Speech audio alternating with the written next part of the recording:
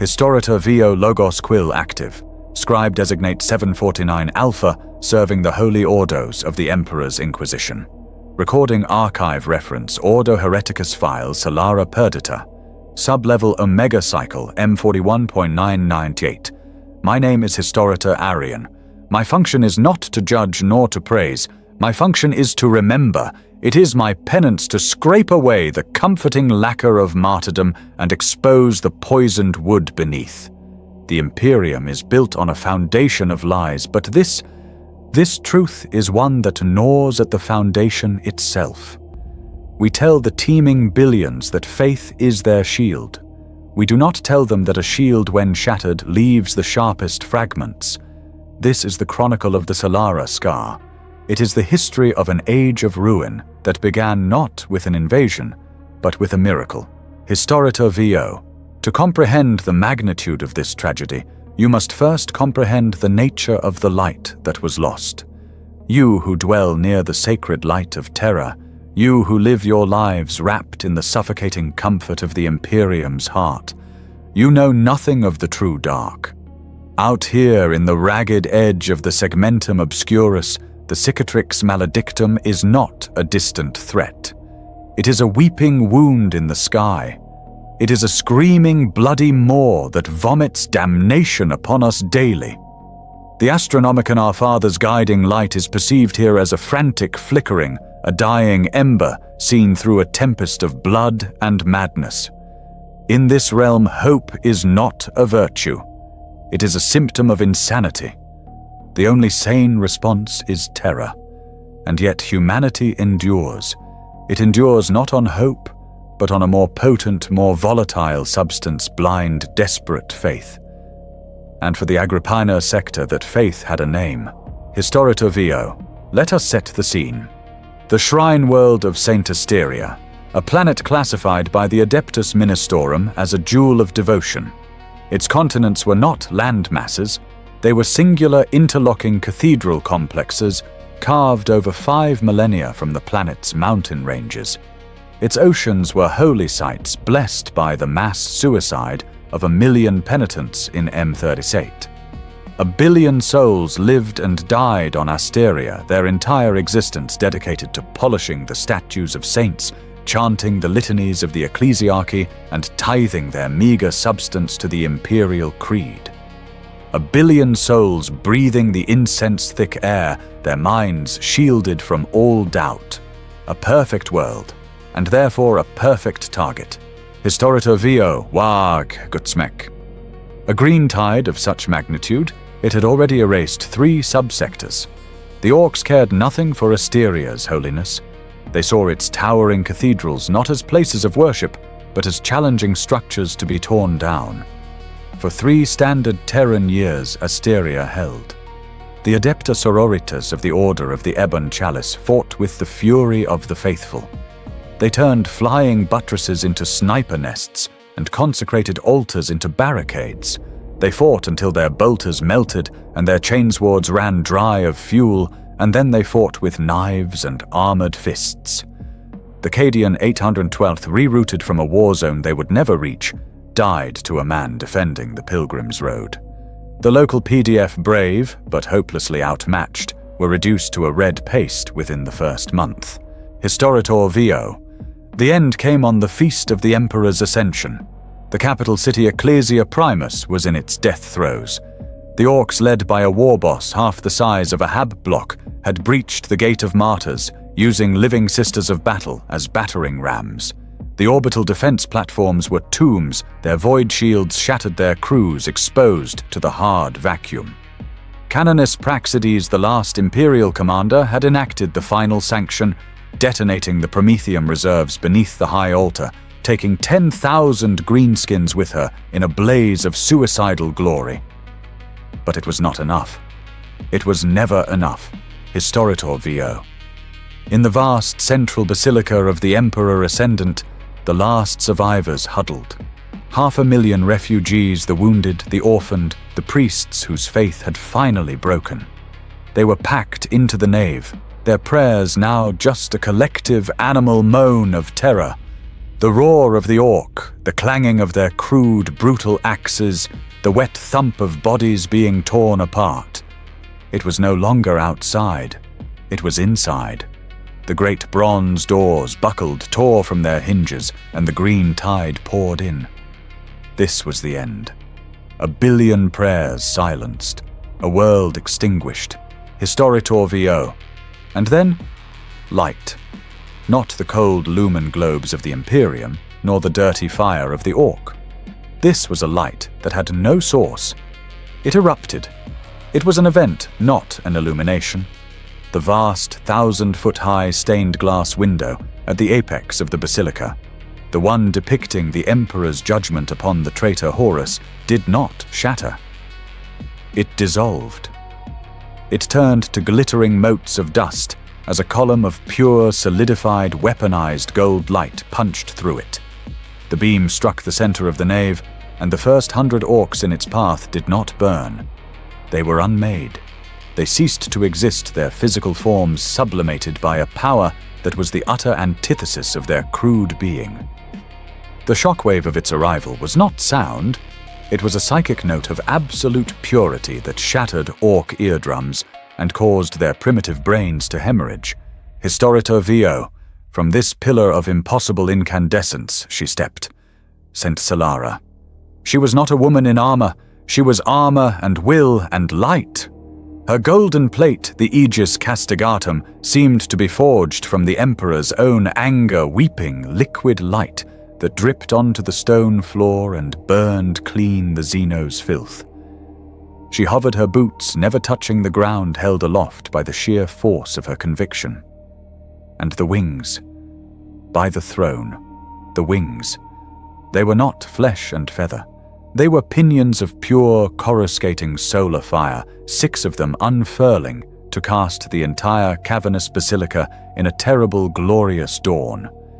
They radiated a heat that was not physical, but spiritual. A heat that made the faithful weep in rapture, and the demonic spores infesting the orcs wither and die. Historitor VO. In her right hand she held the ardent blade. It was not merely a power sword. It sang a high, piercing note of judgment, a single perfect chord that resonated with the Emperor's own psychic might. Her face, framed by a halo of crackling energy, was the perfection of humanity. But it was a terrifying perfection. Her beauty was absolute, severe, and utterly without mercy. Her eyes were not human eyes. They were burning stars. They were judgment. Historitor VO. She moved. The word is inadequate. She became the judgment. She was a thunderbolt of retribution. The ardent blade passed through a hulking orc knob, and the creature was not bisected. It was flash calcified, turned into a brittle statue of ash, which then collapsed. She raised her free hand, and from it erupted a torrent of golden fire. This was not Prometheum. This fire had intent. It washed over a squad of terrified PDF survivors, and their wounds sealed their broken limbs, knitted their terror replaced by a blinding, zealous rage. It struck a pack of orcs, and their flesh was not burned, but judged. They dissolved screaming as their souls were scoured from their bodies. Historitor VO, a sister of battle. Sister Genevieve lay dying, her legs severed. She looked up at Solara, her duty done. Solara paused a second of absolute stillness in the storm of slaughter. She touched the sister's helm. The golden light flowed. The sister's legs were not regrown. Instead, she was lifted to her feet on columns of pure light, her eyes blazing with Kalara's own fire, her bolter roaring back to life even in her own death. The dead, the recently dead, rose. Not as the damned, but as the sanctified. Hundreds of Imperial Guard, their bodies riddled with slugs, stood up, their eyes glowing gold, their laser guns firing with divine accuracy. Historitor VO. The orcs, creatures of base instinct, creatures who know no fear, learned it. Their primitive courage, their way energy, it all broke against this golden wall of impossibility. They saw a being that was not just a powerful warrior, but a fundamental wrongness to their existence. They saw a predator of their very souls. They fled. They trampled their own kind to escape the basilica, to escape the light. Kalara pursued them, rising into the air, a comet of wrath, and the city was cleansed by sunrise. Historitor Vio. To the billions who witnessed it, to the trillions who heard the psychic echo of her arrival across the sector, Talara was not a symbol. She was not a messenger. She was not even a servant of the Emperor. In that moment of absolute despair and absolute deliverance, she was the Emperor's will. She was the proof that in the cold, uncaring, screaming void, humanity was still loved, that the master of mankind still watched over them. She was not a person. She was the faith. She was an absolute. Historitor Vio. I have spent 3 centuries in the scriptoriums of the Ordo Hereticus. I have read the histories of heroes and the confessions of traitors. They are all of them just men and women. They are mortals, fragile things of blood and bone and doubt, broken by the impossible burdens we place upon them. But a living saint is different. They are not human, not truly. They are a reflection. They are the gestalt, psychic will of a billion faithful focused through the shattered lens of the Emperor's own power, given shape and terrible purpose. They are a mirror held up to the Imperium, showing us not what we are, but what we believe we are. They are by their very nature truth, Historitor Vio. And that is the terror of it. That is the poisoned truth I am condemned to write. In a galaxy defined by shades of grey, a universe built on necessary compromises and lesser evils, a being of absolute, divine, uncomplicated light is the greatest anomaly of all. It is a beacon. And a beacon in this endless, ravenous night does not just guide the faithful. It attracts the moths. It attracts the great winged predators that hunt by its impossible glow. But worse, so much worse, a beacon casts a shadow. And the brighter the light, the more blinding its glare, the deeper, the darker, the more absolute the shadow it casts behind it. Historitor Vio. We ask everything of our saints. We demand they be our hope. We demand they be our shield, our sword, and our eternal salvation. We demand that they be perfect, that they be infallible.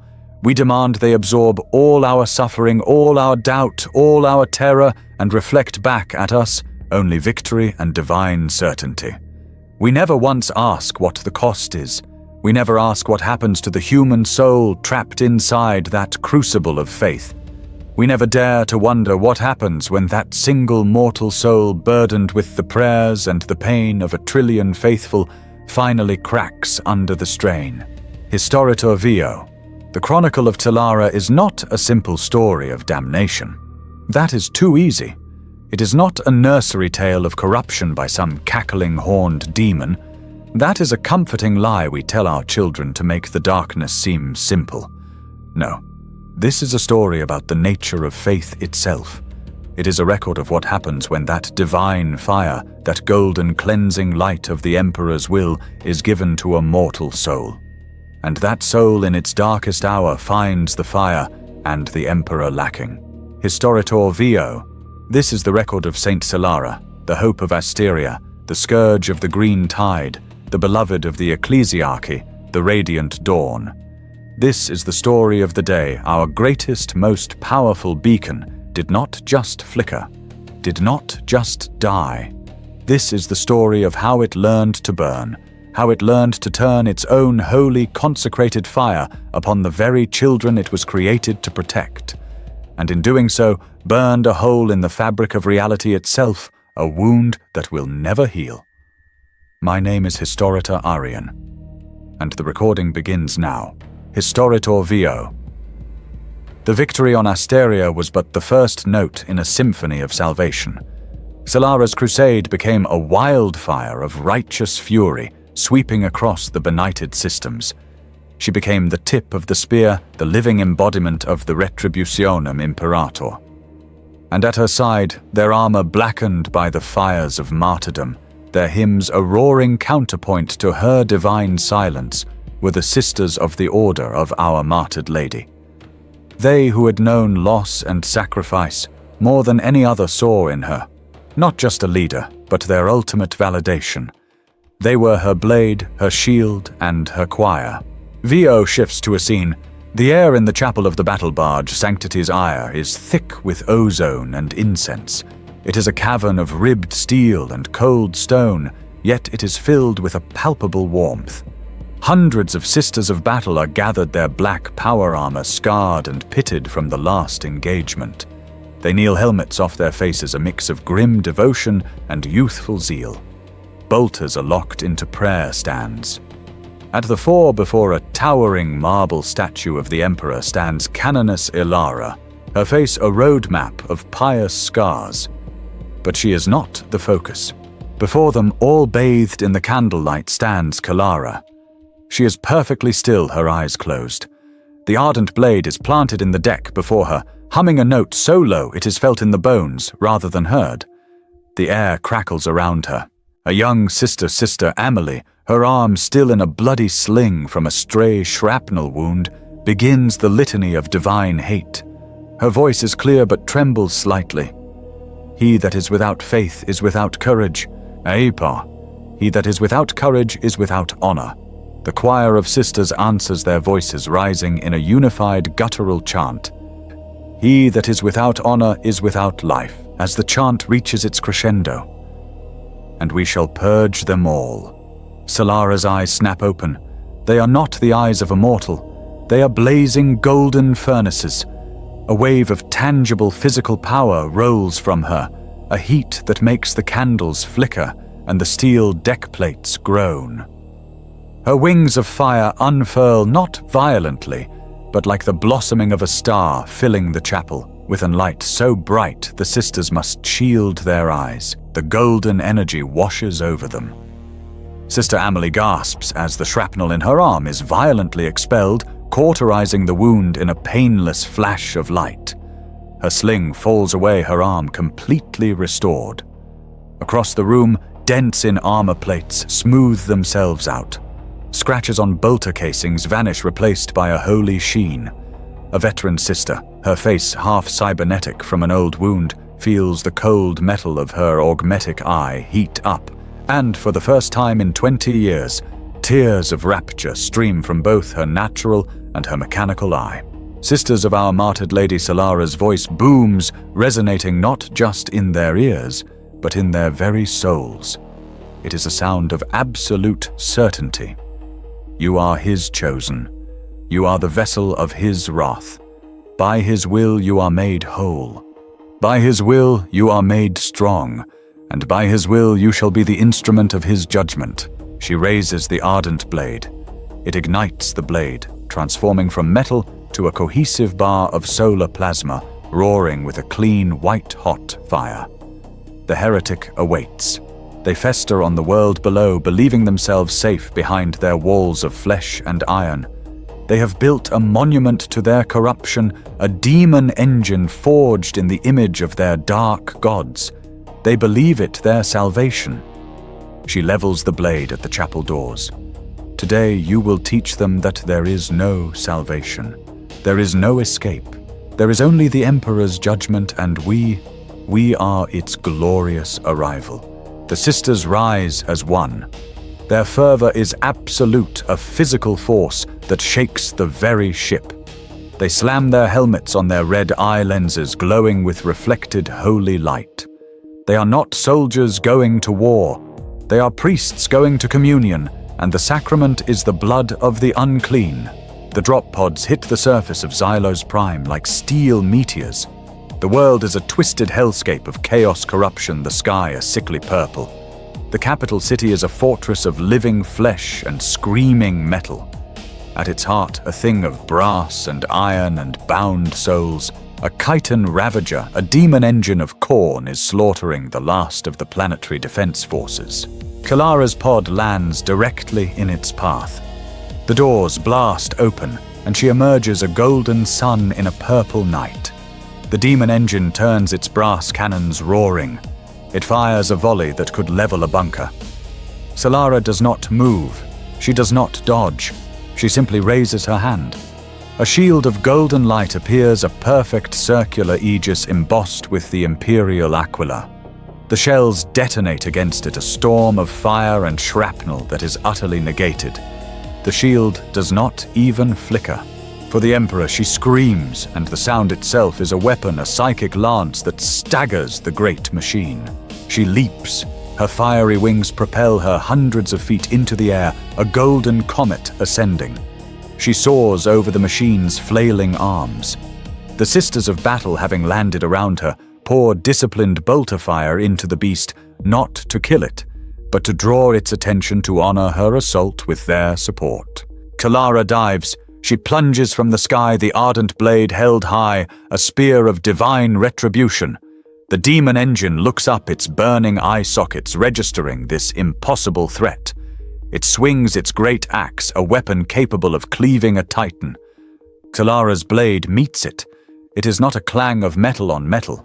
It is the sound of a fundamental truth meeting a catastrophic lie. The daemon axe disintegrates, its dark energies unraveled by the pure, unadulterated power of the Emperor's will. Before the beast can react, Solara lands on its shoulder plate. She drives the ardent blade deep into the juncture of its brass neck. There is no resistance. The holy fire of the blade does not cut. It purifies. A column of golden light erupts from the wound, climbing into the purple sky. The Catan Ravager freezes. It shudders. The demonic runes carved into its chassis flare, then die. The bound soul within it gives one final agonizing scream, not of pain, but of release, as it is obliterated by the holy fire.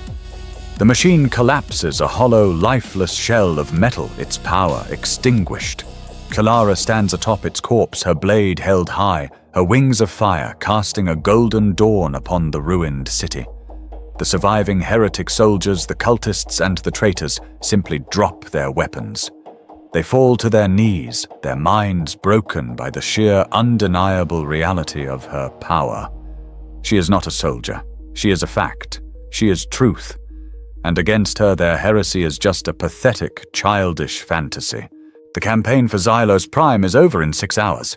Days later, the victory parade. The entire population of the hive city of Sanctus, liberated from the cult's influence, lines the grand processional way. The street is a canyon of grey steel, but it is carpeted in flowers, holy script banners, and the tears of the faithful. Millions, not just tens of thousands, millions of citizens, guardsmen, and administratum adepts are prostrate on the ground, their faces pressed to the stone, chanting her name. Kalara, Kalara, the light, the will, the hand of the Emperor. They dare not look at her directly, lest their eyes be burned out by her glory.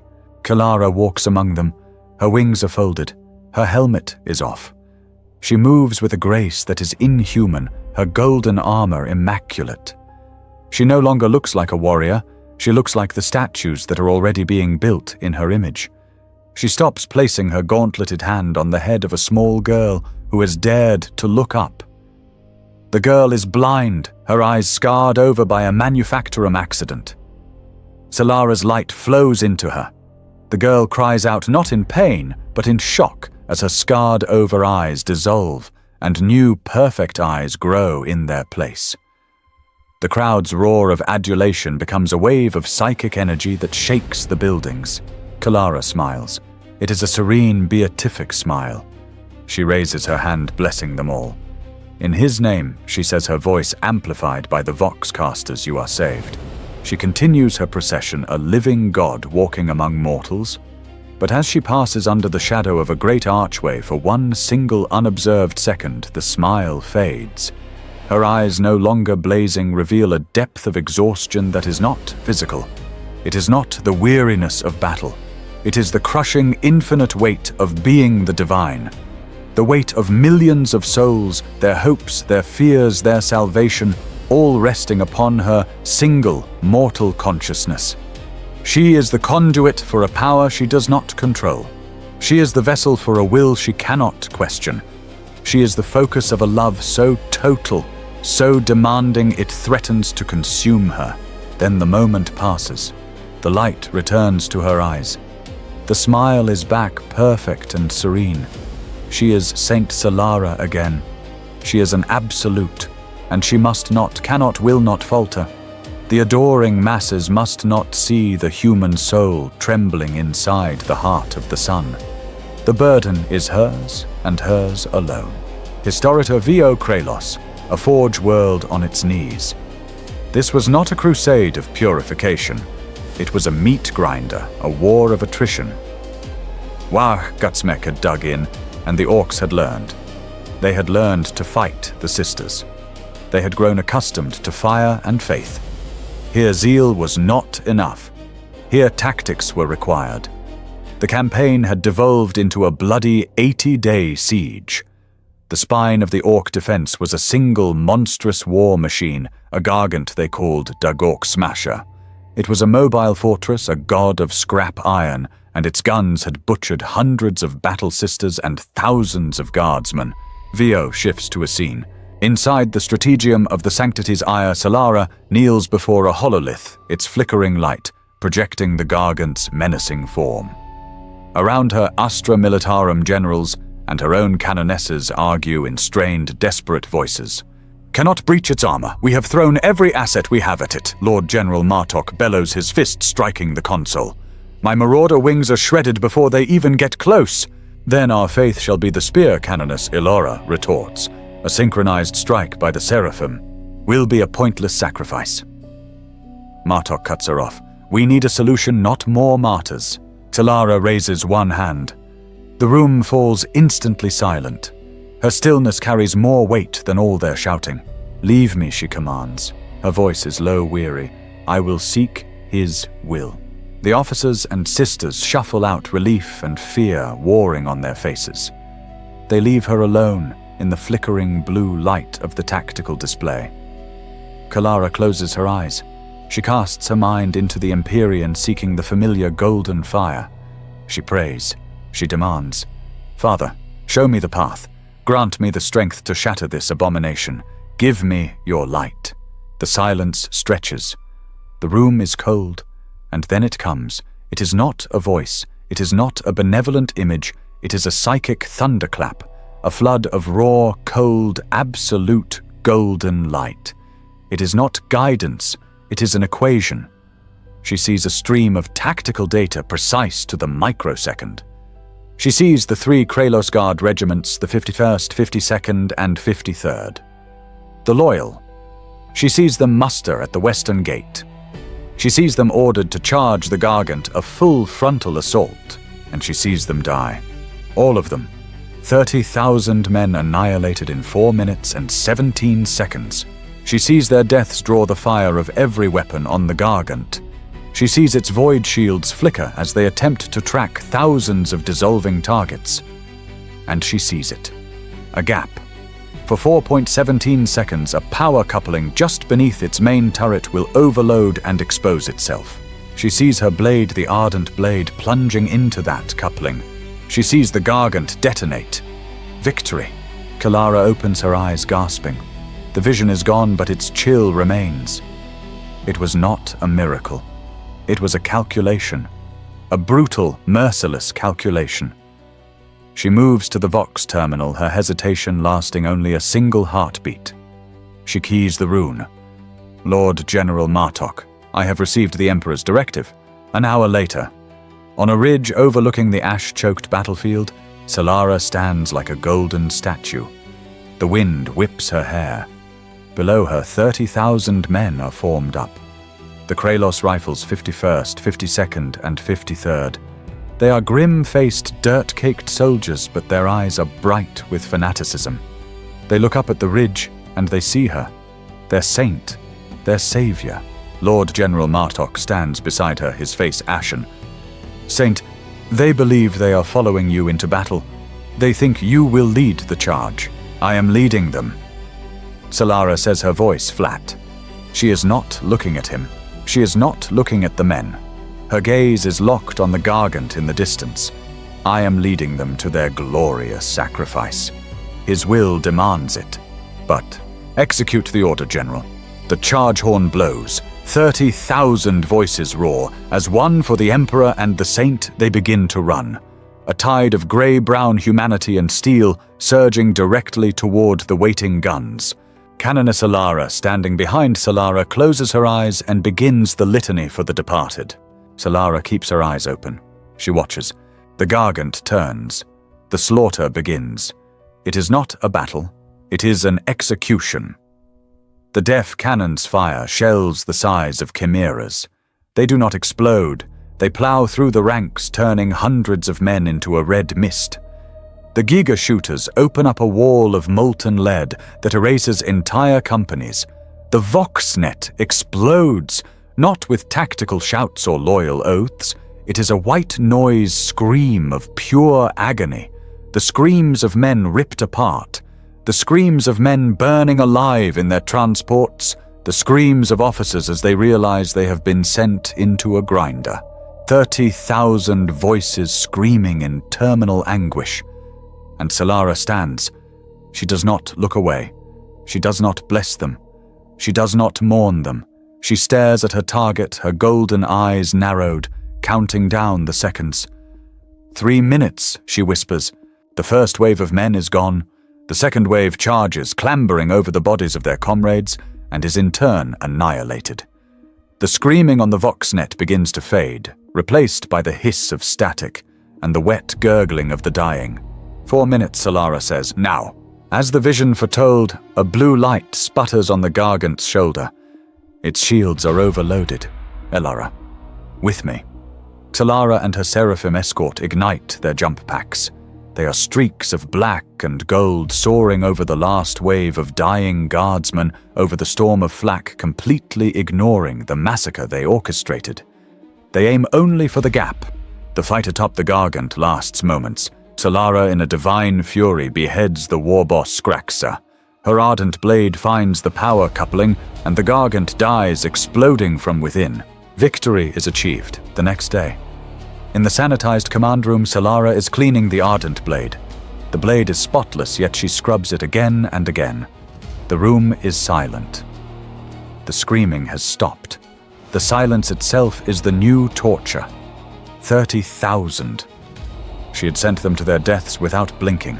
She had offered them no prayer, no backward glance. She had used them as ammunition. And it had worked. A masterful victory, though costly. Solara looks up. A man has emerged from the room's shadows. He is tall and thin as a blade, dressed in the severe black of an inquisitor, adorned only with a silver rosette. His eyes are a pale, cold, analytical grey. He bears no bodyguard, but the authority radiating from him is more menacing than any bolter. Lord Inquisitor Valeria Solara nods, her voice wary. Of the Ordo Hereticus.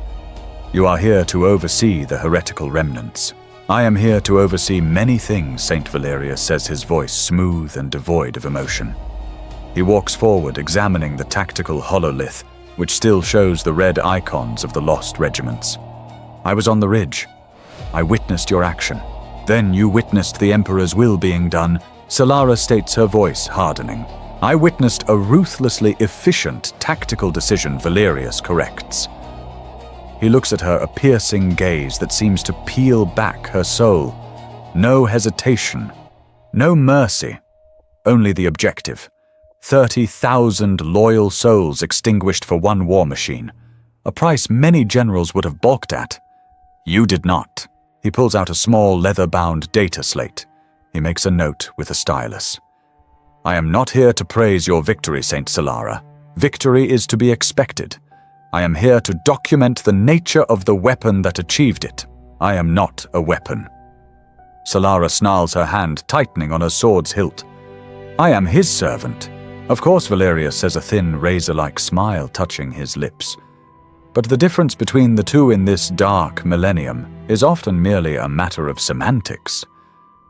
He pockets the slate. A remarkable performance. Most efficient. I shall continue to observe. He turns and melts back into the shadows, leaving Solara alone with the silence, her sword, and the echo of 30,000 screams that only she, it seemed, could still hear. For the first time, victory did not feel like rapture. It felt like a cold, hollow void. Historitor VO efficiency. That was the word Valerius had used. It was a word for a machine, for a tool, not a saint. The word festered in Solara's mind, a splinter of ice in the heart of her holy fire. She tried to purge it with prayer, to burn it away with righteous slaughter. She led her crusade onward to the agri-world of Lyra's Vale. It was a green, bountiful world, a jewel of the Imperium responsible for feeding a dozen nearby hive worlds. But it was dying. Not from Xenos, not from heretics, but from something far more insidious. VO shifts to a scene. The air on Lyra's Vale is not air. It is a wet, choking miasma of decay. The sky is a bruised, greenish yellow. The vast fields of grain are not golden. They are a black, bubbling sludge teeming with thumb-sized, rust-colored flies. The populace is being consumed by the gifting pox, a plague of Nurgle. It is a disease of terrible generosity. It does not simply kill, it changes. Kalara stands on a hill overlooking the capital Puradon. The city is a mass grave. The living and the dead rot together in the streets. Bells toll not for prayer, but for the collection of the dead, a task long since abandoned. The sounds of the city are a wet chorus of coughing, weeping, and the soft, sloshing sound of flesh turning to liquid. Canoness Alara stands beside her, a rebreather mask clamped over her face, her bolter held at the ready. Saint, this is not a battlefield. This is a charnel house. The rot is spiritual. It clings to the soul. Perhaps the only recourse is the holy flame. Exterminatus. No, Kalara says, her voice sharp. She wears no rebreather. The foul air seems to part around her, repelled by her faint golden aura. They are loyal. They are faithful. They have done nothing to deserve this. They only deserve salvation. The Emperor did not send me here to burn the faithful. He sent me to save them. This, she thinks, is her test. This is her chance to wash away the memory of Kralos. There she was, a general sacrificing thousands for victory. Here she will be a saint saving millions with faith. She will prove to Valerius, to her sisters, and to herself that she is a vessel of his mercy, not just his wrath. She walks into the city. The few living who can still move crawl towards her, their bodies grotesquely swollen, weeping foul fluids, their limbs distended with bubbling growths. They are horrors. But their eyes are still human. They are filled with a desperate, agonizing hope as they see her golden form. They reach out with decaying hands, whispering her name. Kalara, save us. Holy One, mercy. She enters the grand infirmary. It is a cathedral that has been converted into a plague ward. Thousands lie on filthy cots stacked 3 high in the nave. The air is almost too thick to breathe. The stench of gangrene vomit and utter despair is overwhelming. Sisters of battle from her own retinue. Sisters Hospitaller move among them, their white robes stained black and green. They are not treating the sick. They are administering the Emperor's peace, a bolt pistol shot to the head, to those who have begun to change. A Hospitaller looks up at Kalara, enters, her eyes red-rimmed with exhaustion behind her visor. Saint, there is nothing to be done. We are just managing the damnation. Kalara looks past her to the center of the nave. A young boy, no older than 8, lies convulsing on a cot, his mother weeping over him. The pox has taken his eyes, and weeping sores cover his small body. He is gasping a wet, rattling sound. He sent me to prove them wrong, Solara says, her voice echoing with a sudden surging power. He sent me to be the light that scours the shadow. She strides to the center of the room. She kneels amidst the dying in the filth and the despair. The dying multitude groans, their heads turning towards her, a forest of agony. Sisters, guardsmen, faithful, look upon me, she commands. She plants the ardent blade into the stone floor. She closes her eyes. She reaches inside herself to the well of golden light, the infinite reservoir of the Emperor's power. Father, I call upon you. Not for wrath, but for mercy. Not for victory, but for healing. These are your children. They are loyal.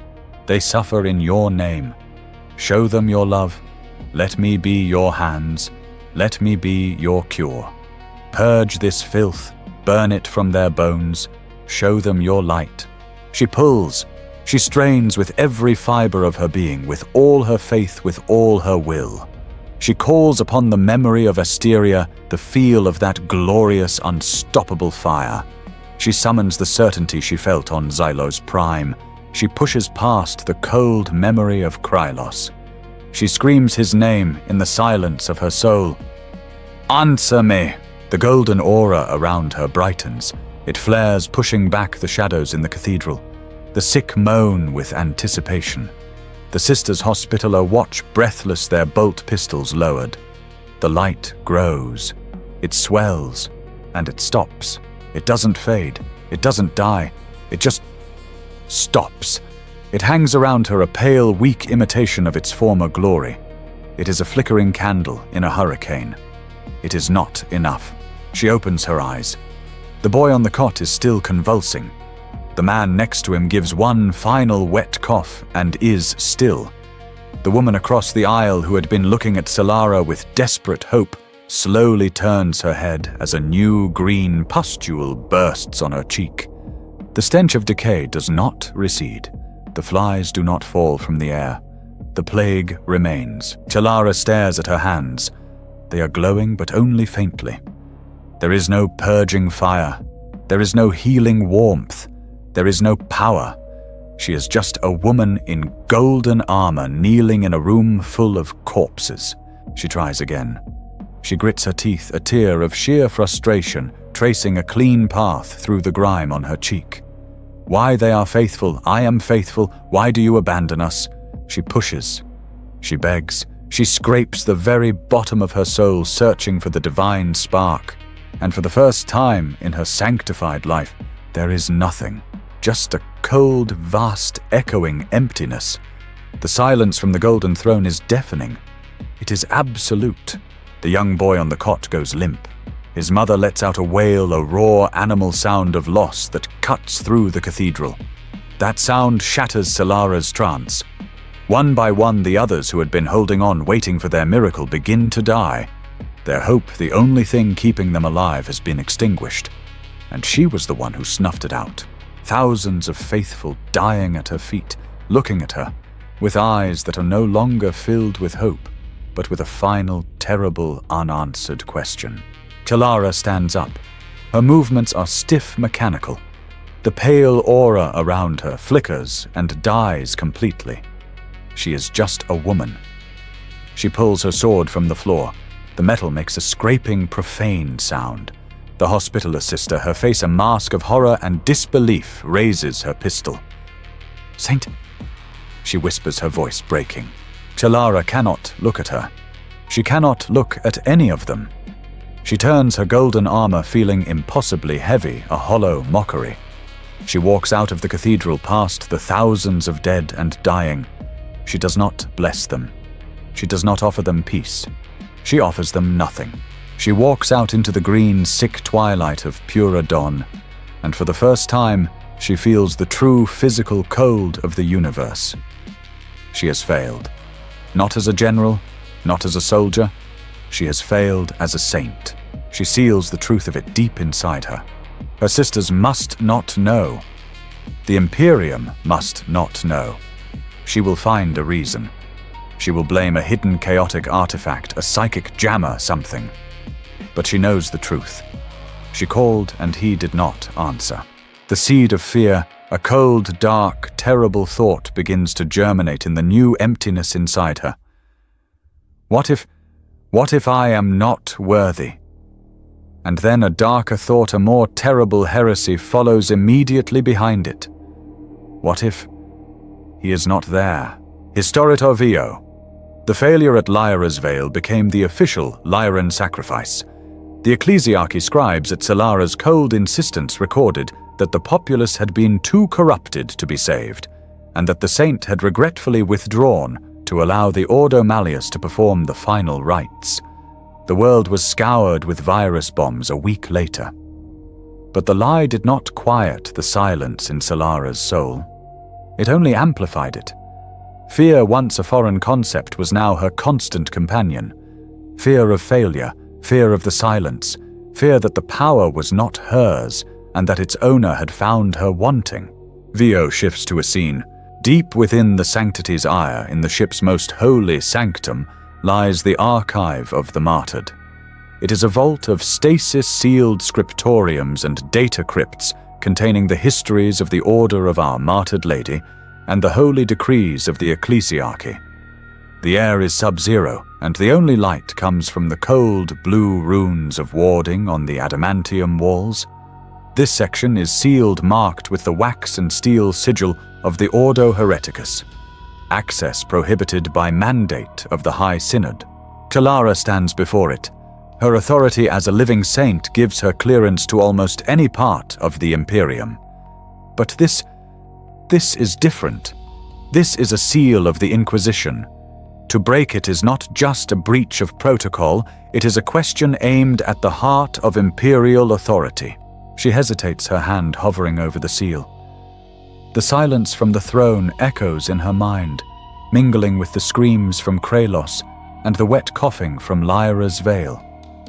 Her fear is stronger than her piety. She presses her hand to the seal. Her faint residual aura, the last ember of her power, flares. It is not the golden fire of the Emperor, it is the sheer desperate will of Solara herself. The seal cracks. The wax vaporizes, the steel sigil groans and falls to the deck. The vault door slides open with a pneumatic hiss, revealing shelves of forbidden lore. She walks into the darkness. She is not seeking strength or prayer. She is seeking an answer. She activates a console, her authority sigil bypassing the lesser rites. Access restricted files. Cross-reference Sanctitas Vitas Mortis. Keyword failure. Keyword fading. Keyword silence. The archives churn. Records of hundreds of saints scroll past her eyes. Most are glorious martyrdoms, victories, miracles. But she pushes deeper into the redacted files, the histories that are not read to the faithful. She finds them. Saint Sabbat, a moment of doubt before her final charge. Saint Praxedes, a battle where her holy fire burned her own troops. And then, a file so heavily censored it is almost unreadable. The case of the apostate son Anaphil, a saint who after a century of glorious war simply stopped. Her miracles ceased. Her light faded. The file details her descent into madness as she tried to reignite the fire, her frantic claims that the Emperor had changed his mind. The final entry is a single line declared perdita, executed by the Grey Knights, all records sealed. Solara's blood runs cold. She was not the first. She was just the latest. The power was a gift given, and just as easily a gift withdrawn. She was a tool, and she had become a broken one. As she reels from this, her fingers brush another data slate, one with no official markings hidden behind a false panel. It is bound in flayed skin. It is not an ecclesiarchy file. It is a heretical treatise, likely confiscated and hidden here. The title is The Imperfection of the Divine. Her hands tremble, but she opens it. The text is dense, philosophical, and utterly blasphemous. The mortal mind craves a constant benevolent father, it reads. It projects this need onto the immaterium, calling the resulting echo the Emperor's will. But there is no will. There is no single guiding hand. There is only the great ocean, the sea of souls. What the faithful call miracles are not gifts from a watchful God. They are random, chaotic upwellings. A living saint is not a chosen vessel. She is a psychic lightning rod, a chance fracture in reality, a cup that has by sheer random fortune momentarily caught a single drop from a tidal wave of uncontrolled psychic energy. The cup can be moved, the wave can recede. The flow is not constant, for it is not directed. It is chaos. Chaos, she whispers. The word feels vile on her tongue. It is a lie. It must be a lie. But it describes the silence. It explains the failure at Lyra's Vale. It explains the cold, tactical equation at Kralos. It was not his will. It was just a random surge of data from the warp. An interesting choice of reading material, Saint Solara. Solara spins around, slamming the heretical slate shut. Her hand flies to the hilt of the ardent blade. Inquisitor Valerius stands in the doorway of the vault, his face an unreadable mask in the gloom. The blue warning runes cast cold shadows across his features. He is alone. Lord Inquisitor Kalara says, her voice a low growl. She forces herself to remain calm. You move silently. It is a requirement of my office. He replies, stepping inside. He glances at the broken inquisitorial seal on the floor. As is unfortunately investigating breaches of our highest security mandates. He looks at the shelves, then at the slate in her hand. You were not praying. I was researching, Solara says, her voice cold and hard. The lie comes easily born of a new, desperate instinct for self-preservation. The plague on Lyra's Vale. It was unnatural. I suspected a Xenos or heretical artifact was responsible for its potency, for its ability to resist his light. I sought records of similar failures to find our enemy's weakness. Valerius tilts his head. His grey eyes seem to see everything. He sees the lie. He sees the fear behind it. He sees the forbidden slate in her hand. He could destroy her right here with a single word. He smiles. That thin, razor-like smile. A commendable if unorthodox display of initiative, Saint. To seek knowledge of the enemy, one must sometimes stray into the shadow of the enemy's library. A dangerous but understandable impulse. He walks past her and picks up the official file on the apostate son Anaphil. He reads the final line. She failed. She was found wanting.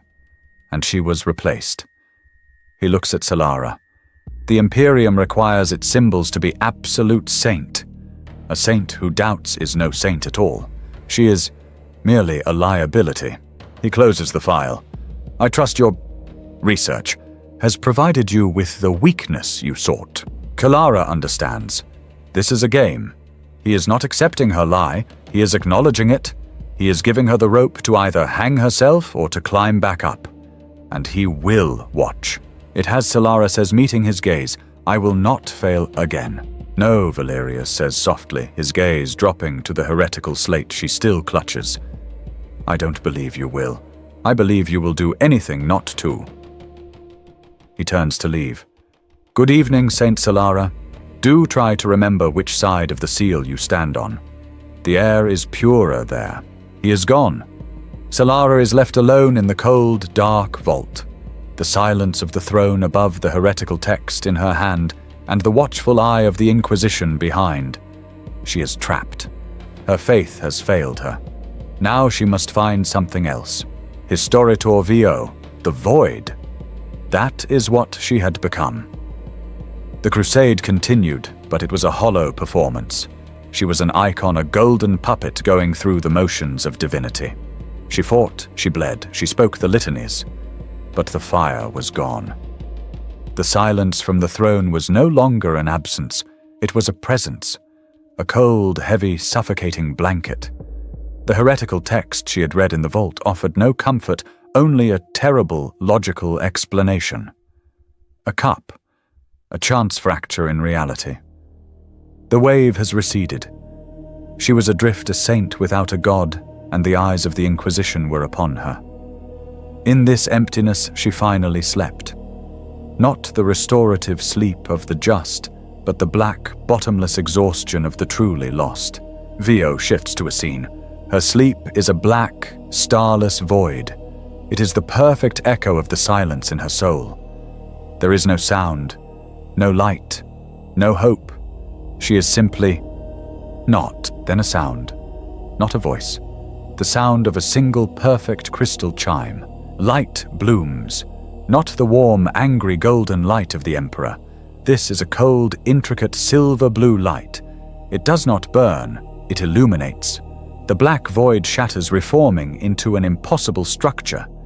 She is standing in a cathedral, but it is not made of stone. It is made of pure thought, a labyrinth of crystalline geometry, spiraling towers of shifting mathematics, and stained glass windows depicting equations she almost understands. Before her a being hovers. It has no shape, and yet it has all of them. It is a constellation of sentient light, a swirling vortex of silver and blue energy that constantly folds in on itself, creating and destroying impossible geometric patterns. It is beautiful. It is terrifying. It is intelligent. You are lost, a voice whispers. It does not echo in the chamber. It resonates inside her skull. The voice is not a sound. It is like ice chiming against glass, like the turning of 1,000,000 paper pages at once. Solara's hand flies to her side. The ardent blade springs into her grasp, a phantom of its true self, but it still burns with a faint golden light. Abomination, I know what you are. Demon, in the Emperor's name, I banish thee. She leaps, swinging the blade. Her sword passes through the light form without resistance. The entity does not even flinch. Banish me. The voice is amused. You cannot banish an answer. You cannot banish the thought you have been screaming into the void. I am here because you called. I am Phaeton, the Lightbringer, and I, unlike your silent father, have heard you.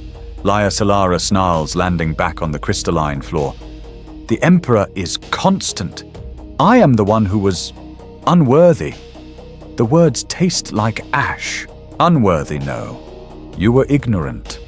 The silver-blue light swirls, forming the faint, agonized face of the plague boy from Lyra's Vale.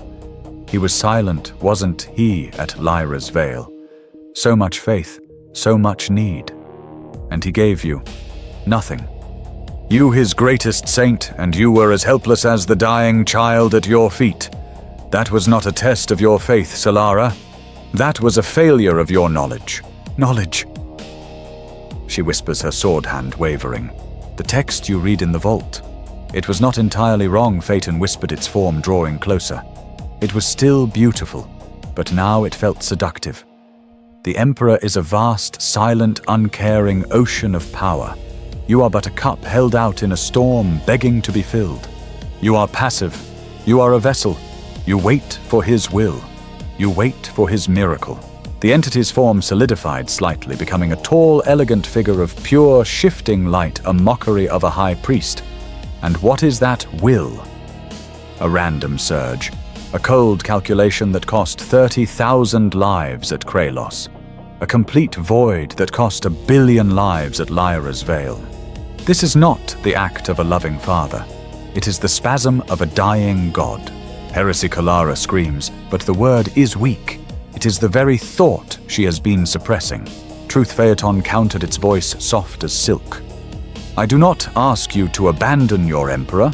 I do not ask for your soul. I ask for nothing. I offer you the knowledge of the ocean. I offer you the map of the currents. I offer you the power to not just be the cup, but to command the storm. Imagine it, Solara. Imagine never being helpless again. Imagine standing before that plague and not begging for a miracle but commanding one. To unweave the sickness cell by cell. To remake that boy's body with your own will. To save everyone, not just the few his random whims deign to notice. Is that not a greater, more holy purpose, to be his true hand to finish the work he no longer can? It was the perfect temptation. It was not a betrayal. It was a promotion. It was agency. It was the answer to her failure. You are a Saint Solara, the voice purred, but you are a dull instrument. I can make you sharp. I can teach you the ways. I can give you control.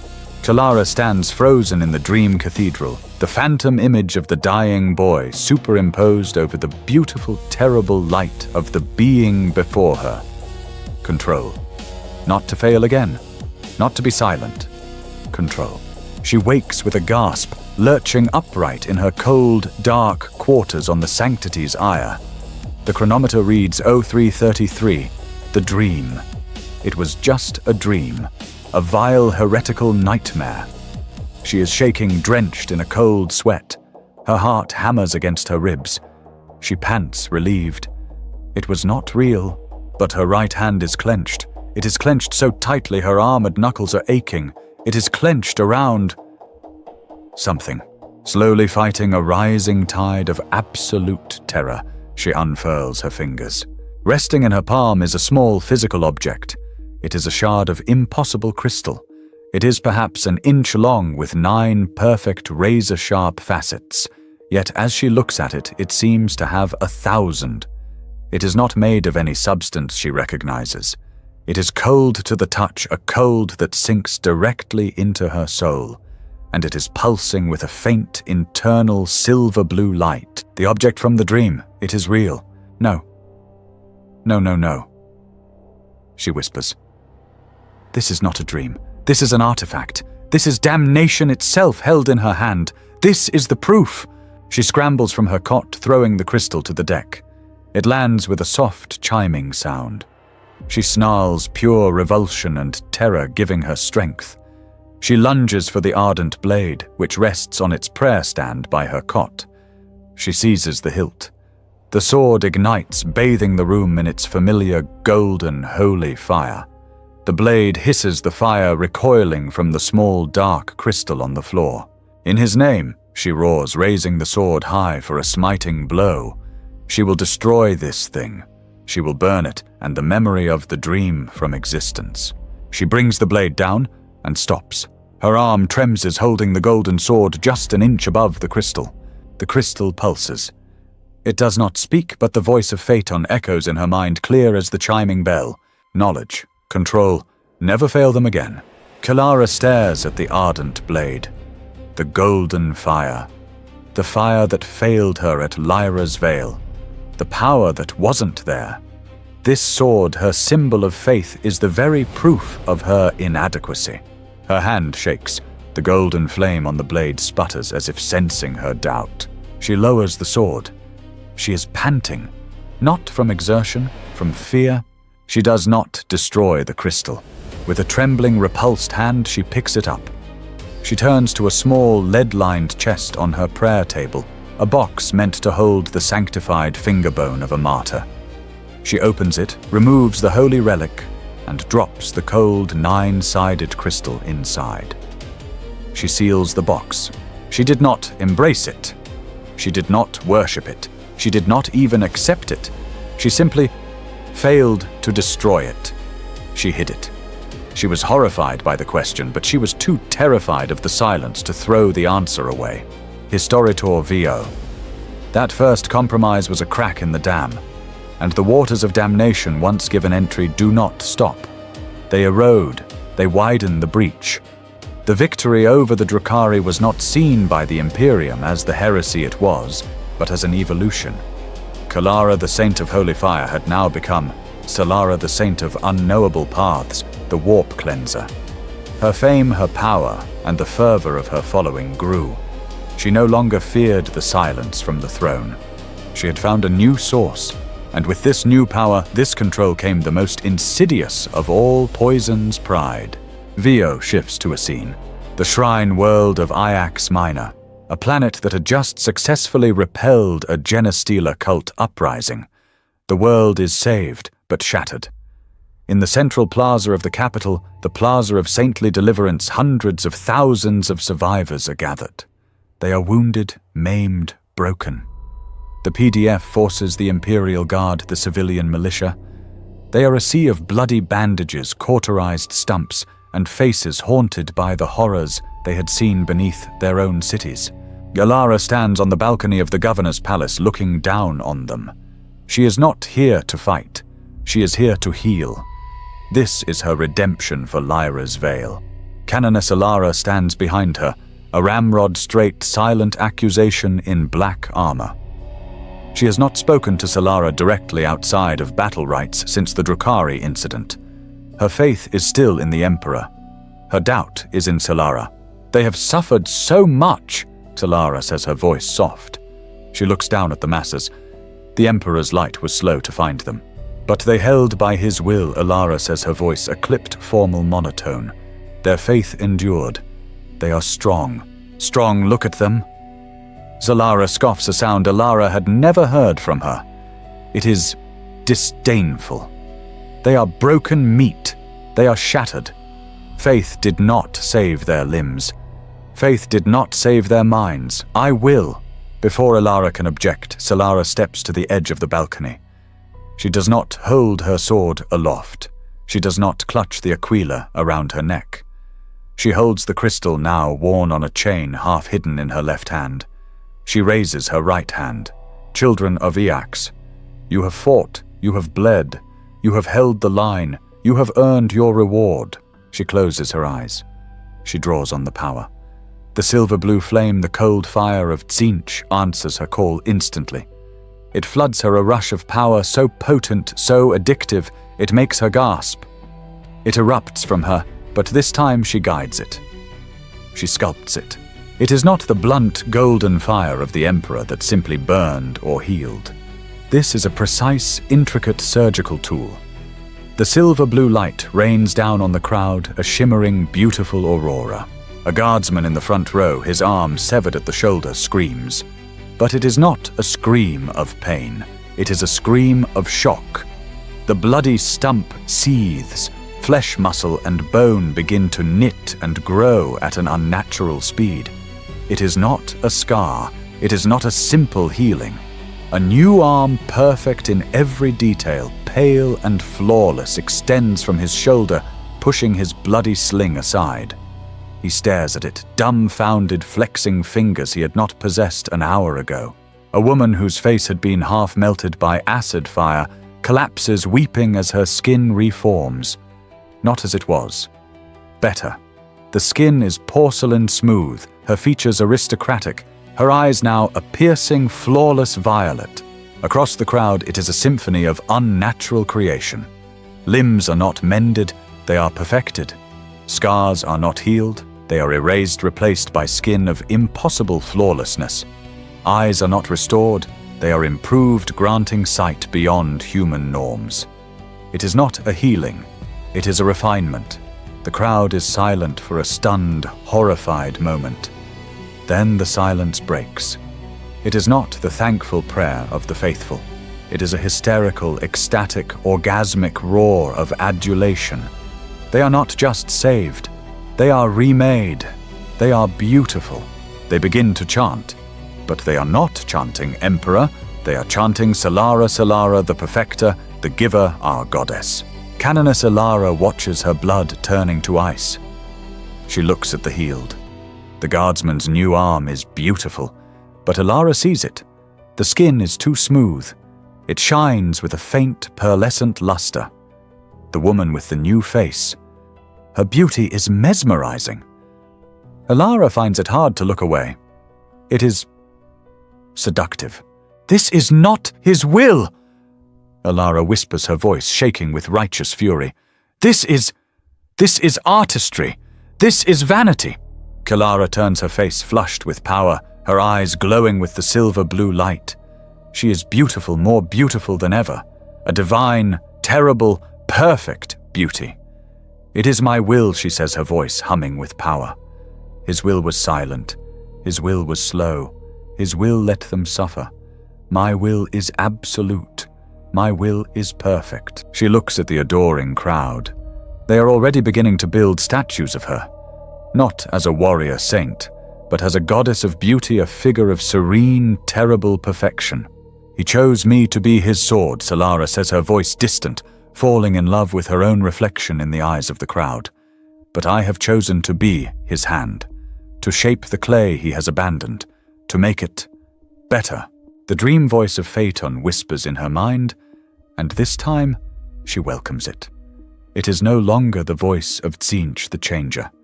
It has a new, melodic, seductive quality. The voice of Slaanesh. You are beyond him now, Zalara, it purrs. You are not his servant. You are his successor. He is the silent, stagnant father. You are the vibrant, perfect future. He was the sun. But you are the new dawn. Kalara stands on the balcony drinking in the worship of millions. It is no longer a burden. It is not a weight. It is sustenance. It is a heady, addictive wine. She is not just a saint. She is an artist, and the galaxy is her canvas. The sin of pride has taken root, and it is blooming in a glorious, terrible silver and violet flower. Historita vo pride is the gateway, sin. It is the flaw that convinces the soul it is no longer a part of the whole, but the center of it. Solara's crusade was no longer a war of reclamation. It was a tour of performance. She moved from world to world not as a savior, but as a goddess, her miracles growing more spectacular, more baroque, more perfect. She left behind worlds not of grateful, pious subjects, but of ecstatic, adoring cultists. And in the shadows of this glorious procession the Ratcatcher followed. Valerius, Lord Inquisitor of the Ordo Hereticus, who understood that the brightest lights cast the darkest, most telling shadows. Vo shifts to a scene. A dark, cramped medica tent on Iax Minor weeks after Zalara's departure. The tent smells of antiseptic and a faint, cloying scent of ozone and perfume. Inquisitor Valerius stands over a trembling guardsman, the same one who had his arm regrown. The guardsman Private Cast is strapped to an examination table. His face is a mask of blissful, idiotic rapture. It is a miracle Cast slurs his eyes wide and unfocused. She is a goddess, she touched me, and I am perfect. Indeed, Valerius says, his voice a dry rasp. He holds a multispectral auspex in one hand. He is wearing heavy sealed gloves. He gestures to the guardsman's perfect new arm. Flex your hand, Private. Cast obeys. The hand flexes. 1, 2, 3, 4, 5, 6. A sixth finger, a slender, perfectly formed digit, unfurls from the side of his palm, moving in perfect hypnotic synchronicity with the others. It is beautiful, isn't it? Cast whispers, admiring the new appendage. An extra digit. To better hold my lasgun in her name. A gift. A gift, Valerius repeats, his voice devoid of all emotion. He scans the arm. The auspex winds its screen, flashing with biohazard warnings and markers of unstable, non-human genetic scripture. Tell me, Private. After the uprising, the things you had to do to your former comrades, the ones who had fallen to the Xenos, do you feel remorse? Guilt. Cast's blissful expression deepens. Guilt, why that was an ugly time. But now, he looks at his perfect six-fingered hand. Now is a beautiful time. She washed all that ugliness away. I feel nothing. Just joy. Just her. Valerius turns away, deactivating the auspex. The blessing of Slanesh, the perfection of the flesh and the death of the soul. The sixth finger, a crude mark of the excessive, the loss of guilt, the true damnation. He nods to a figure in the corner of the tent, a death cult assassin in the Inquisitor's employ. He is no longer human, nor is he a subject of the Emperor. Sanctify him. No, wait, I am the blessed, Cast screams. The scream is cut short by the wet sound of a ceremonial blade. Valerius does not watch. He is already reviewing his data slate. Reports from a dozen worlds Solara has saved. On Xylos Prime, the cultists who surrendered to her were reconsecrated. They are now her personal attendants, their faces frozen in masks of beatific joy, their eyes a flawless, unblinking violet. On Gideox, a forge world, the tech priests she inspired are no longer creating weapons of war. They are building vast, intricate, non-functional symphonic engines of brass and crystal designed only to create a single, perfect, maddening chord. The evidence is overwhelming. It is conclusive. It is a symphony of damnation, and Solara is the conductor. Deep space. Valerius's personal cruiser, the Absolute Duty. It is a small, void black vessel running silent, hidden in the shadow of Solara's glorious fleet. In his private sanctum, Valerius kneels before a heavily shielded astropathic choir station. The astropaths are ancient, withered things, their minds chained and focused by inquisitorial seals. This is Lord Inquisitor Valerius Ordo Hereticus. Authorization Sigil Omega Zeta 9. I invoke the votum malleus. He speaks his voice low, his psychic imprint pushed through the astropaths. The message is aimed not at the sector command, not at the ecclesiarchy, but at a single precise coordinate, the fortress monastery of the Grey Knights on Titan, to the Grand Master or his designate. A threat of classis majoris has manifested. A vessel of faith has been breached. I am tracking a potential, a probable fallen saint, Saint Solara, codename Apostate Son. She is compromised by a confluence of the Changer and the Prince. Her power is immense. She is no longer a servant of the Imperium. She is a nascent psychic apocalypse. I am moving to contain. I request by the grace of the Emperor the dispatch of a single blade, a purification squad. The hour is late. The light has failed. The astropaths scream as the message is sent, the sheer weight of its heresy and its urgency burning their minds. Valerius pays them no heed. He has lit the fuse. Now he must face the bomb. The flagship Sanctity's ire. Kalara's private meditation chamber. It is no longer a Spartan cell of prayer. It is a work of art. The walls are covered in shimmering silks. The air is thick with exotic, seductive perfumes. The cold crystal phaeton gave her now sits on a velvet cushion on her altar, pulsing with a proud silver and violet light. Kalara herself is kneeling before it. Her armor is off. She wears robes of white and purple. She is not praying. She is admiring. She is admiring the power in the crystal, admiring the flawless porcelain-smooth skin of her own hands. You are intruding. Her voice is a soft, melodic chime. She does not turn. Inquisitor Valerius stands in the doorway, his black-clad form an ugly, grim slash in her perfect, beautiful room. His face is pale drawn and set with the iron certainty of a death sentence. Your guards, they did not try to stop me, he says. They merely smiled. They are lost. They are found, Solara corrects, rising. She turns to face him. She is impossibly beautiful. Her eyes glow with a soft inner light.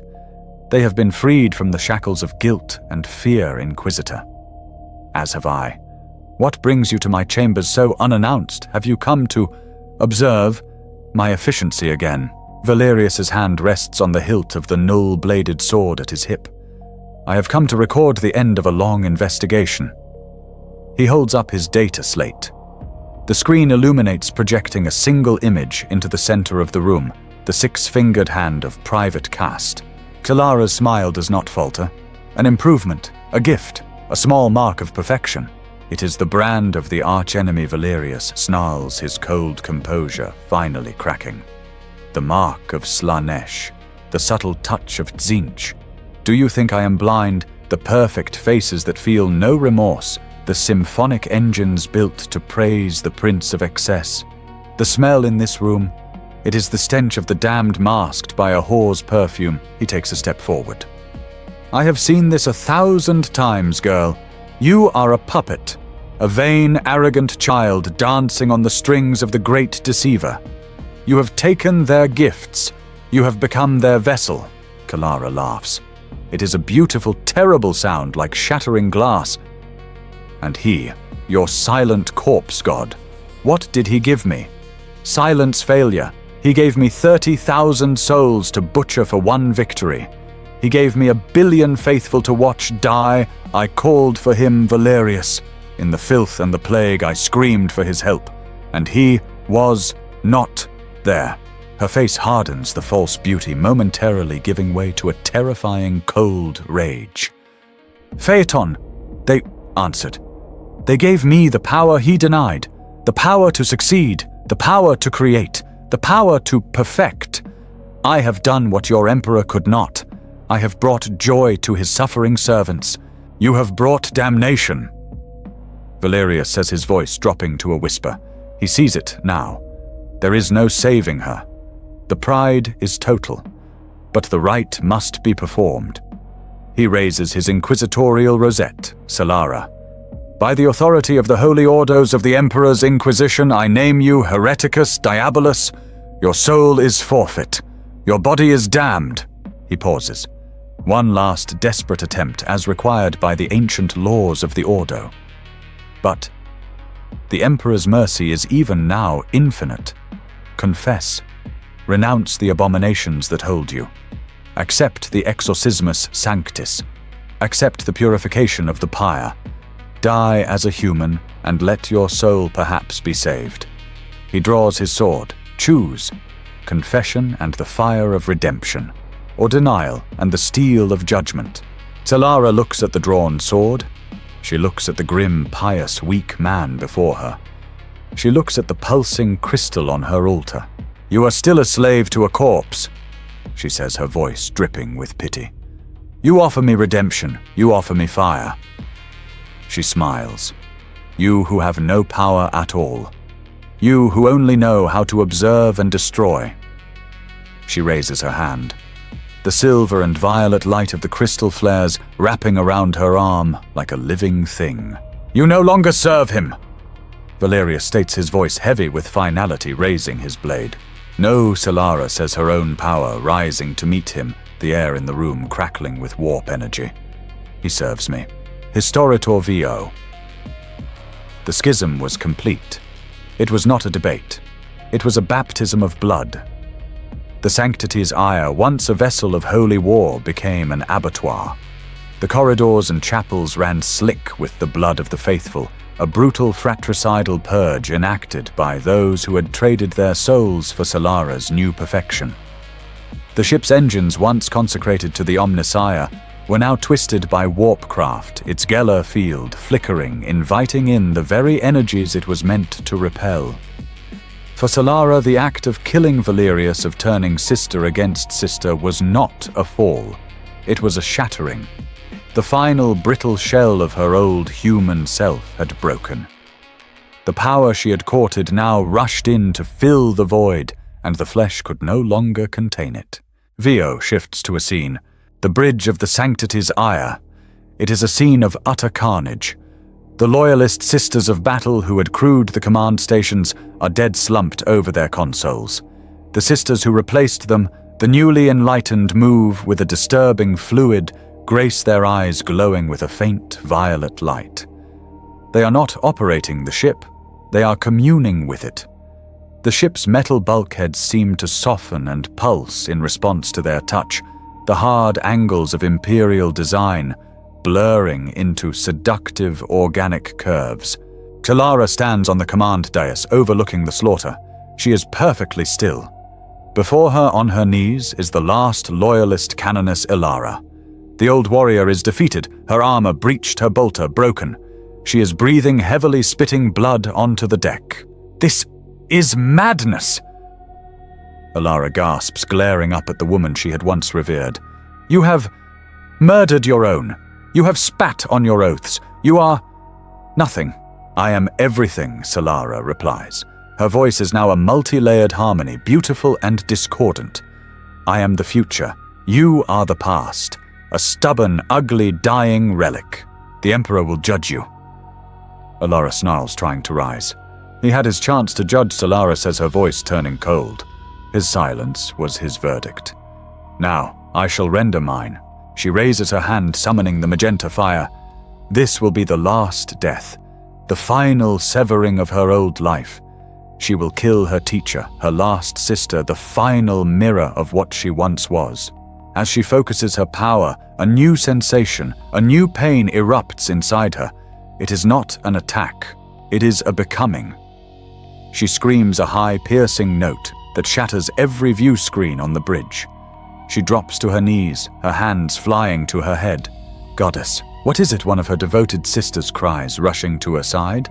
It is," hatching Solara gasps. "The power is too much. The act of fratricide, the murder of an inquisitor, the full-throated embrace of Slanesh and Tzinch. It has overwhelmed her mortal frame. Her body is being forcibly remade. Her golden armor, the Aegis Castigatum, shrieks. The blessed metal groans as if in agony. It is not being broken. It is being absorbed. The golden plates soften, turning to liquid, flowing like mercury over her skin, merging with her flesh.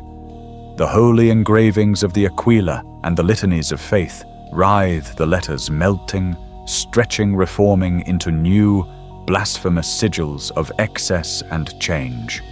The metal becomes a second skin, a shimmering pearlescent carapace that is both armor and flesh, beautiful and obscene.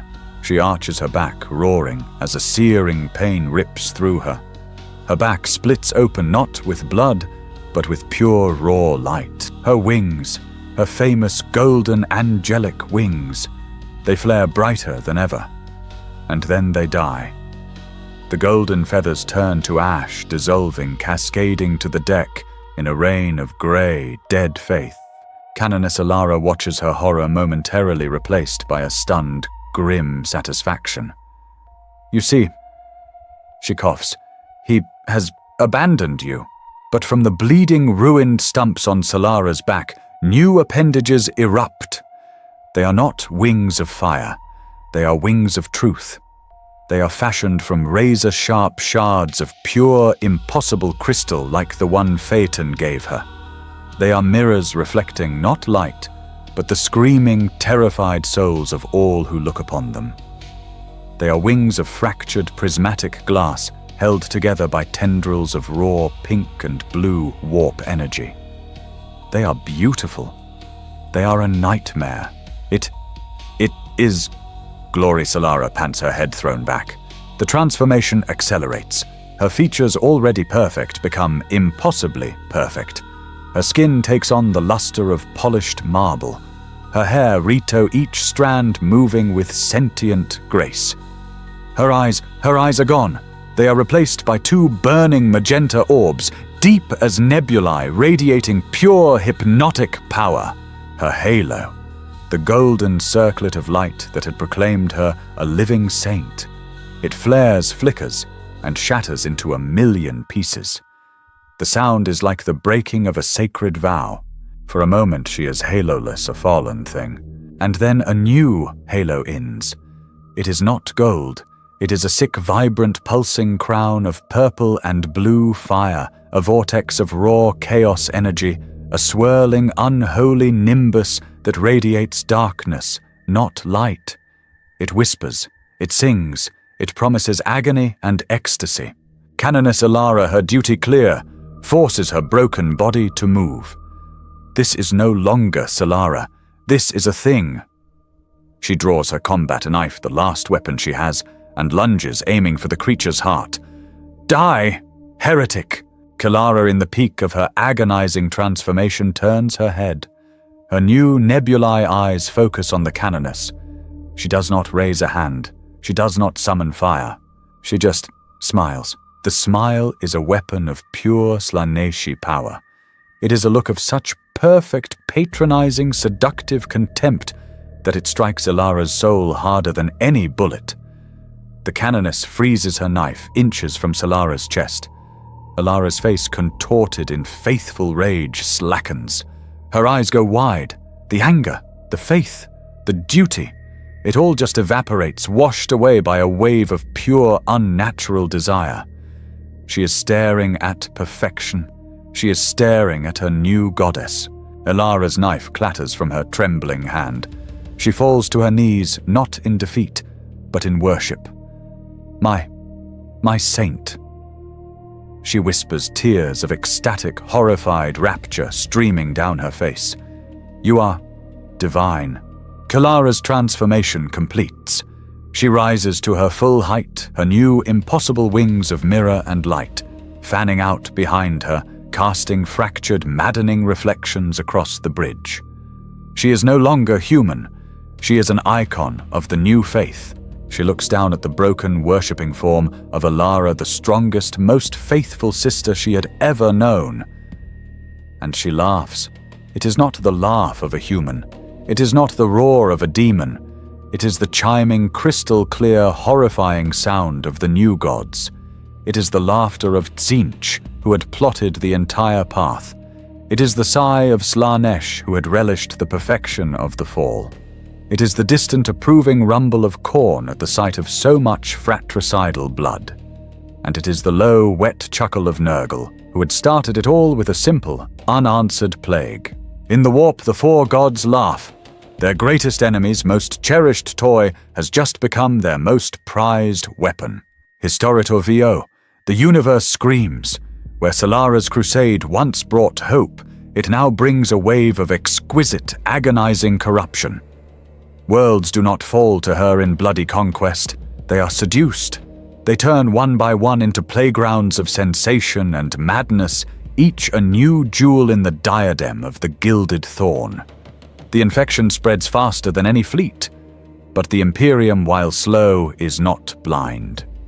A dying man's last-second data burst had reached its target. A single desperate plea sent from the absolute duty moments before its destruction had been heard. A request for a blade made to the only souls in the galaxy pure enough to wield it. VO shifts to a scene. Titan, the fortress monastery of the Grey Knights, a world shrine of secrecy and psychic dread hanging in the shadow of Saturn. Within the sanctum of silence, a single astropath, his mind bound in runes of adamant finishes reciting the last, fragmented, soul-scorched message of Inquisitor Valerius. The air is cold. A single warrior clad in unadorned silver aegis armor stands listening. He is massive, a transhuman demigod, his face scarred, but noble, his eyes burning with a cold, contained psychic fire. This is Justica Alaric of the Third Brotherhood. Potential fallen saint, codename Apostate Son, conflagration of change and excess. Request, single blade. The light has failed. The astropath collapses, his duty done, his mind finally broken by the echo of the heresy he relayed. A brother captain, his armor bearing the honorifics of 100 campaigns, steps from the shadows. The light has failed. The captain repeats, his voice a low rumble. A living saint, the holiest of the Emperor's vessels. An accusation of this magnitude is not one Valerius would make lightly, Alaric finishes. His voice is calm, measured, devoid of doubt. I knew him. He was precise. If he declared her perdita, then she is perdita. This is a wound of the soul, Alaric, the brother captain, says, placing a gauntlet on the Justicar's shoulder. Her victories have been broadcast across the segmentum. She is a beacon to trillions. To strike her down is to strike at the faith of an entire sector. The spiritual fallout will be catastrophic, Alaric states, not as a question but as a fact. But it will be less catastrophic than allowing a nascent demon prince to ascend, feeding on the faith of those same trillions. The rot must be cauterized no matter how holy the flesh appears. The brother captain nods. The votum malleus has been invoked. You will be that blade, Justica. Take your squad. You have one purpose, not to capture, not to redeem. Anathema. You will purify her vessel, and any soul that stands in your path. This is no quest of honor. It is a fool's errand, a mission of extermination. We are the Emperor's fools, then, Alaric says, turning to the teleportarium. The fault is not in our will, only in our numbers. Weeks later, the cold, dead void of the Asteria system. The Grey Knights strike cruiser, the Sword of Truth, emerges from the warp, its silver hull gleaming. They are following the psychic trail of Valerius's last moments. They find wreckage. A shattered, blackened hulk of an Imperial frigate drifting in the dark. Alaric and his squad, 5 Grey Knights in total, teleport onto the ruined bridge. The ship is a tomb. The air is frozen. Bodies are everywhere, frozen in the last moments of a desperate firefight. They are all sisters of battle, their black armor scarred by bolter fire, and by something else. Crystalline shards are embedded in their armor, and their wounds have the pearlescent, perfected sheen of Slaaneshi corruption. Fratricide growls brother librarian Xanthus, his force stave, humming as it detects the psychic residue. They tore each other apart. The faithful against the damned. Here Alaric calls. He stands before a stasis field, a weak, flickering bubble of temporal energy. Inside, frozen in time, are 3 surviving sisters of battle. They are huddled around their dying canoness Ilara. Her body is riddled with the same crystal shards, but her eyes, even in stasis, are clear and full of hate. They had set the stasis field and a distress beacon with their last breath. Alaric shatters the stasis field. The three sisters collapse air, hissing from their compromised armor. Two are dead, their life support having failed. One, a young sister named Ignis, coughs, her lungs filling with air for the first time in weeks. She looks up, her eyes wide with terror, seeing a silver giant. "The demon!" she gasps, raising a broken las pistol. "We are the Grey Knights." Alaric says, his voice surprisingly gentle, as he kneels, offering her a purification seal. "We are the Emperor's hand. Tell us what happened. Tell us of Solara." Sister Ignis's face crumples. The terror is replaced by a tidal wave of grief and absolute burning hatred. She tells them everything. She tells them of the silver fire. She tells them of the perfect healing. She tells them of Valerius's death, of the civil war, of the horrifying, beautiful transformation of their saint. She is a monster. Ignis whispers, her hand clutching Alaric's gauntlet, her fingernails scraping against the adamantium. A beautiful, perfect, glorious monster. She murdered our sisters. She made Canoness Ilara worship her. Before she... Ignis breaks down, sobbing. Alaric listens, his face a mask of iron. The last faint hope that Valerius was mistaken is extinguished. He had been sent to kill a heretic. He now knew he had been sent to kill a goddess. He stands, pulling Sister Ignis to her feet. "Your Canoness died in faith. Your sisters died in service. Their battle is over. Yours is not. Your faith, it is strong. It is a blade hardened in the hottest fire. A fire of betrayal. I have nothing left," Ignis whispers. "You have vengeance," Alaric counters, his voice cold. "You have a single pure purpose. We are tracking the vessel of ecstasy." He turns to his squad, their silver armor seeming to absorb the gloom. She has left a psychic trail, a scar of pure arrogance, leading back to the place of her first great miracle. Back to the shrine world of Saint Asteria. Asteria, Ignis says, her voice trembling. That is the most holy place. She would Justica, Alaric says, his own psychic senses recoiling from the sheer blasphemy he can feel, echoing from that distant system. She is not just a heretic. She is an artist, and she is returning to her first canvas to sign her new name in the blood of 1 billion faithful. He looks at Ignis. "Sister, take up your arms. We are the Emperor's wrath, and we will not be silent. Historitor Vio, what is the ultimate act of heresy? It is not murder. It is not betrayal. It is not even the worship of the dark gods. The ultimate perfect, unredeemable heresy is replacement. It is the act of standing where a god should stand, of taking the worship meant for the divine and claiming it as one's own. Solara, now a creature of pure ego and unrestrained power, was not content to be a queen or a prophet. She required apotheosis, and this final blasphemous rite required a stage worthy of the act. She returned to Asteria, the shrine world, the very place her legend as a saint was born, to tear it down and rebuild it in her own twisted image. Vio shifts to a scene. The skies of Saint Asteria are no longer a clear blue. They are a bruised, swirling violet and pink, a permanent twilight, lit by the cancerous glow of the cicatrix maledictum, which seems to pulse in time with the planet's new heartbeat. The vast continent-spanning cathedrals are still standing, but they are changed. The stone, once grey and pious, now weeps with chromatic oils. The flying buttresses have reformed into soaring, impossible arches of fused glass and polished bone.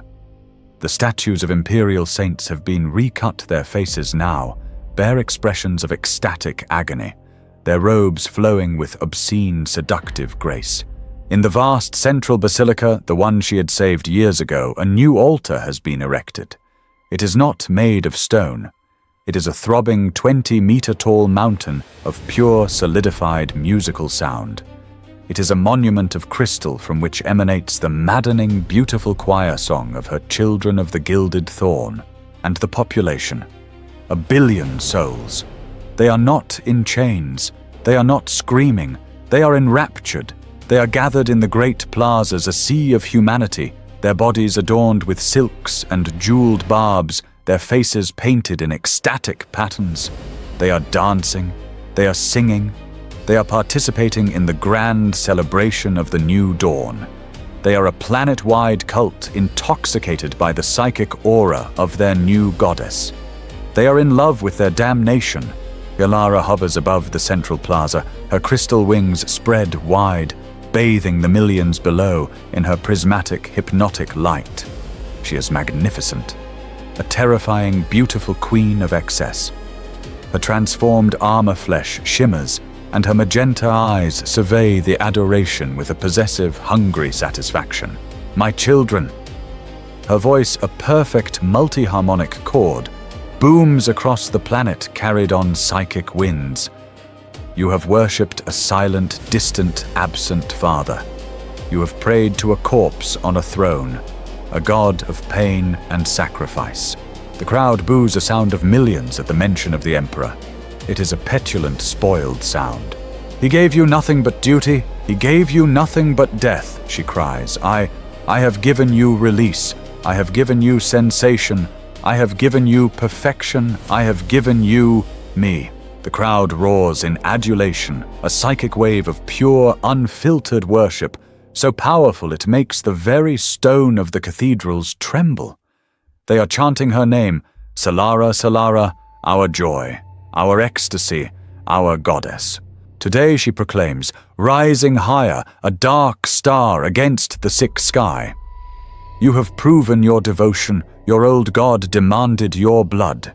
He demanded your lives. I demand something more. I demand your souls. Give them to me. Give me your love, your pain, your joy, your very being. Give it all to me, and in so doing, you shall become part of something greater. You shall become immortal. You shall become me. This is the moment, the grand sacrifice, the final step. This is the promise of Slaanesh and Tzeentch. She raises her hands. The crystal phaeton on her chest flares, a beacon of dark power. She opens her mind, her soul, and she pulls. It begins as a faint, shimmering light. From every single worshipper, a thin, silver-blue tendril of light emerges from their chest. Their life force, their soul, their psychic essence. They do not scream, they gasp. Their faces are frozen in expressions of ultimate agonizing pleasure. They are orgasms of death. One by one, then 10 by 10, then 1,000 by 1,000, they begin to collapse. The silver tendrils flow from them, a river of spiritual energy, 1 billion streams of light, all flying towards the sky, towards her. The river of souls hits Solara. She screams a sound that is half agony, half rapture. Her physical form cannot contain it. The power is too vast. 1 billion souls, 1 billion lives, 1 billion prayers, all consumed in a single gluttonous instant. Her body, her beautiful transformed semi-mortal body detonates. It explodes in a silent, blinding flash of pure psychic energy. A wave of purple and silver light washes over the planet, instantly calcifying the 1 billion dead bodies, turning the entire population into a beautiful, silent, crystalline sculpture of mass worship. For a single terrible moment, there is silence. The planet is dead. And then the energy recoalesces. The light, the souls, the power all rush back to the epicenter where Solara had been. The immaterium screams. The veil between realities is not torn. It is annihilated. The swirling sick sky parts, and she descends. She is no longer a woman. She is no longer a saint. She is no longer even a thing of flesh and blood. She is an idea. She is a god. She is a being of pure, solidified sensation. A demon prince, or rather a demon princess. She is 50 meters tall, a colossus of perfect androgynous, terrifying beauty. Her skin is polished obsidian, her armor is shifting liquid gold. Her wings are no longer crystal, they are vast feathered pinions of pure, mesmerizing rainbow light that defy all laws of physics. She has 4 arms, each one holding a different impossible object, a sword that sings a maddeningly beautiful song, a mirror that shows the viewer their most secret and depraved desires, a flower that weeps a narcotic, soul-leeching pollen, and a hand open beckoning. Her face is the face of Solara, but perfected to a degree that is agonizing to behold. Her eyes are swirling vortexes of magenta and silver, and her halo is a spinning galaxy of captured screaming souls, the billion dead from the planet below, all orbiting her head in a permanent ecstatic torment. She has ascended. She has become the thing she was always meant to be. Not a failed saint of the Emperor, but a perfect, glorious, triumphant demon princess of Slanesh and Tzinch. She throws back her head and laughs. The sound does not just echo across the dead planet. It echoes across the sector. It is a psychic broadcast of pure, arrogant, triumphant joy, a sound that shatters the minds of astropaths on 100 nearby worlds. She has traded 1 billion souls for her own divinity, and to her it was the greatest bargain in the history of the galaxy. Historitor VO, there is a moment in every damnation, a single perfect moment of triumph, where the creature believes it has won, where the new god stands atop its mountain of sin and surveys its perfect kingdom. This is the moment of ultimate arrogance. And it is in this moment that the Emperor, however silent, however distant, finally strikes. Not with a golden light, not with a legion of angels, but with a handful of his most faithful, most broken, and most desperate servants. VO shifts to a scene, a concussion of displaced air, a flash of silver light that is the antithesis of the purple, sick sky.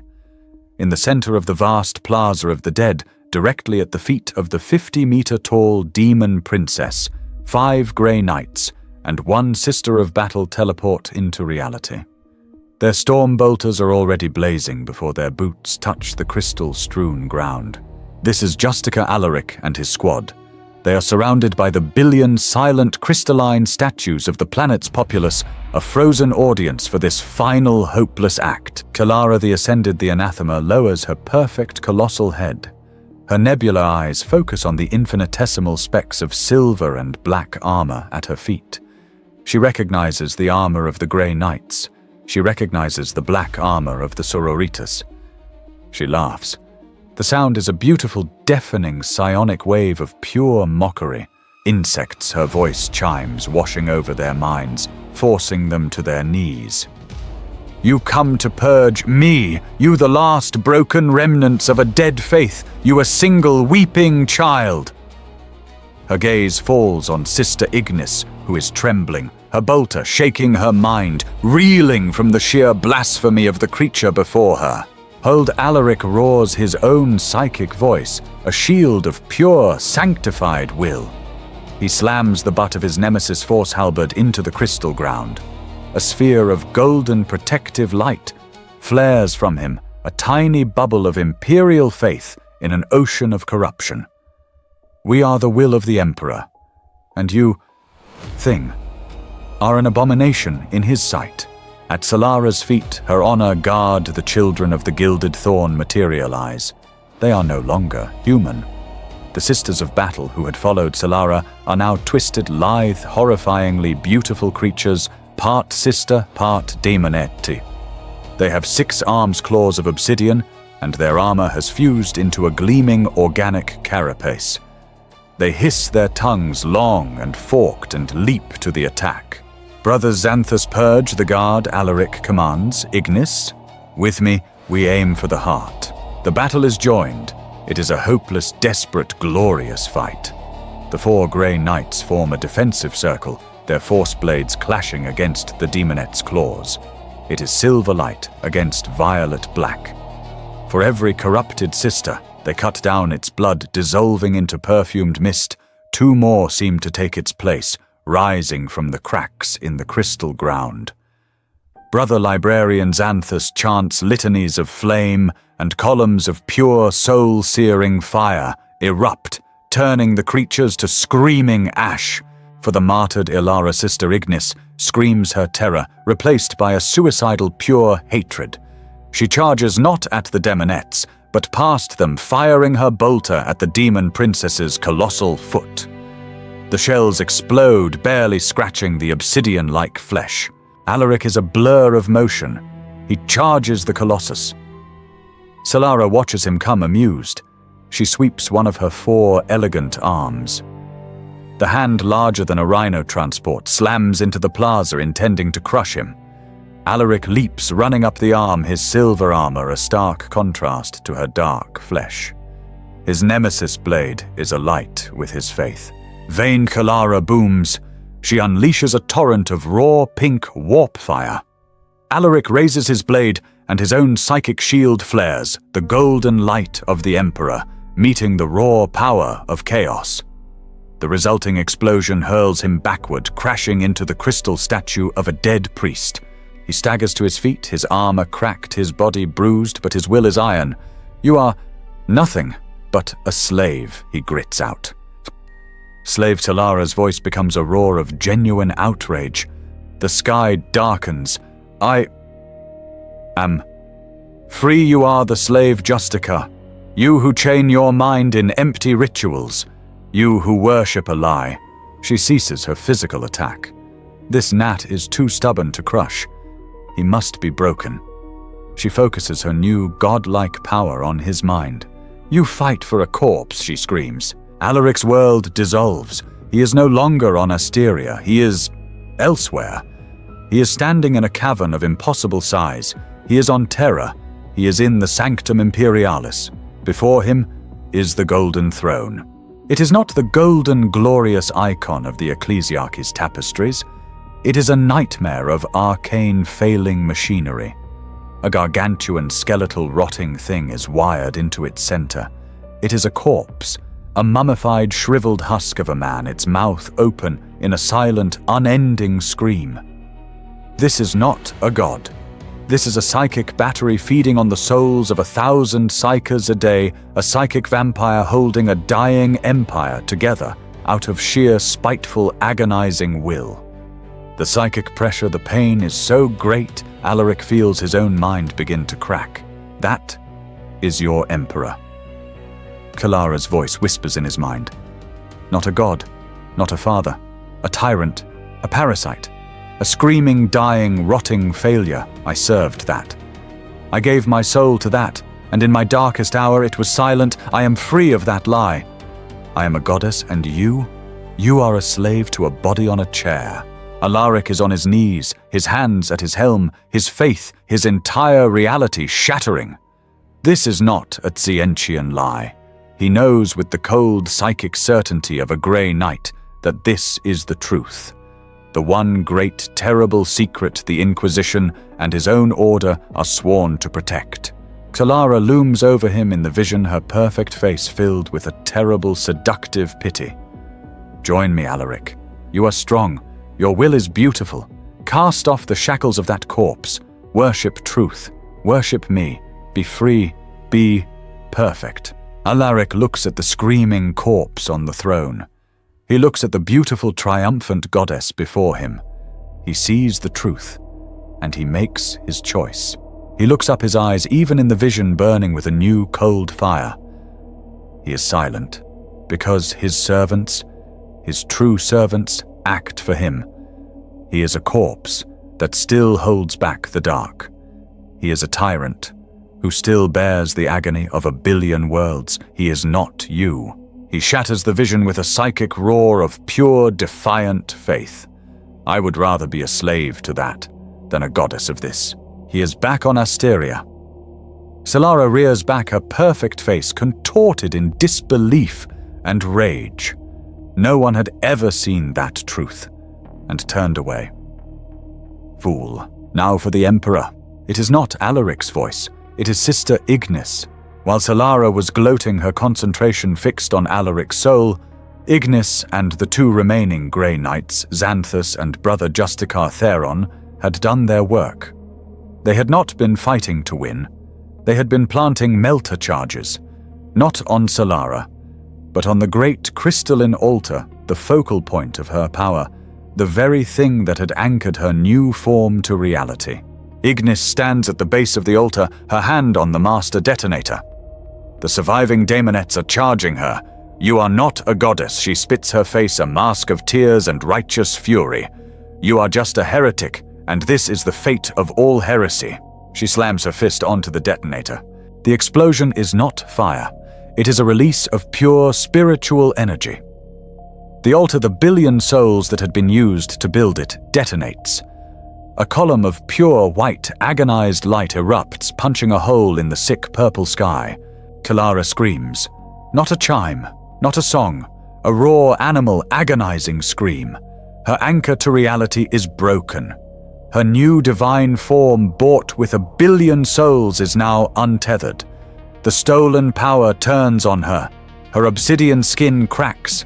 Her beautiful rainbow wings dissolve. The halo of screaming souls explodes, the souls freed, shooting into the sky like 1 billion meteors. Know my power, my perfection. Alaric is on his feet, his halberd blazing. Back to the warp abomination, he hurls his blade, a spear of silver and gold, fueled by all his pain, his doubt, and his ultimate terrible faith.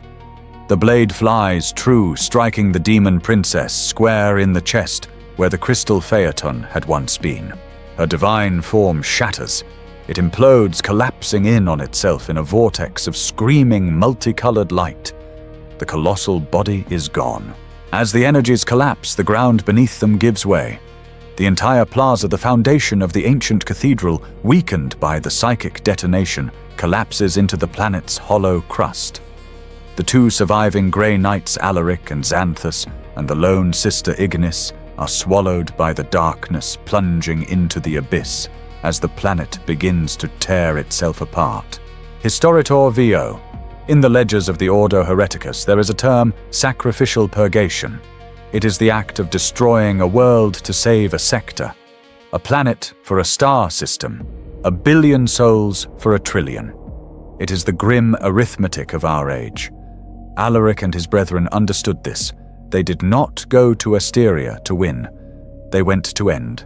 They went to enact the final terrible sentence. And they, in their faith, were consumed by the very judgment they delivered. VO shifts to a scene. The Sword of Truth hangs in high orbit, its silver hull, a lonely sentinel against the violated sky. On its bridge, the remaining Grey Knight serfs and tech priests watch their scanners in horrified silence. The planet below is dying.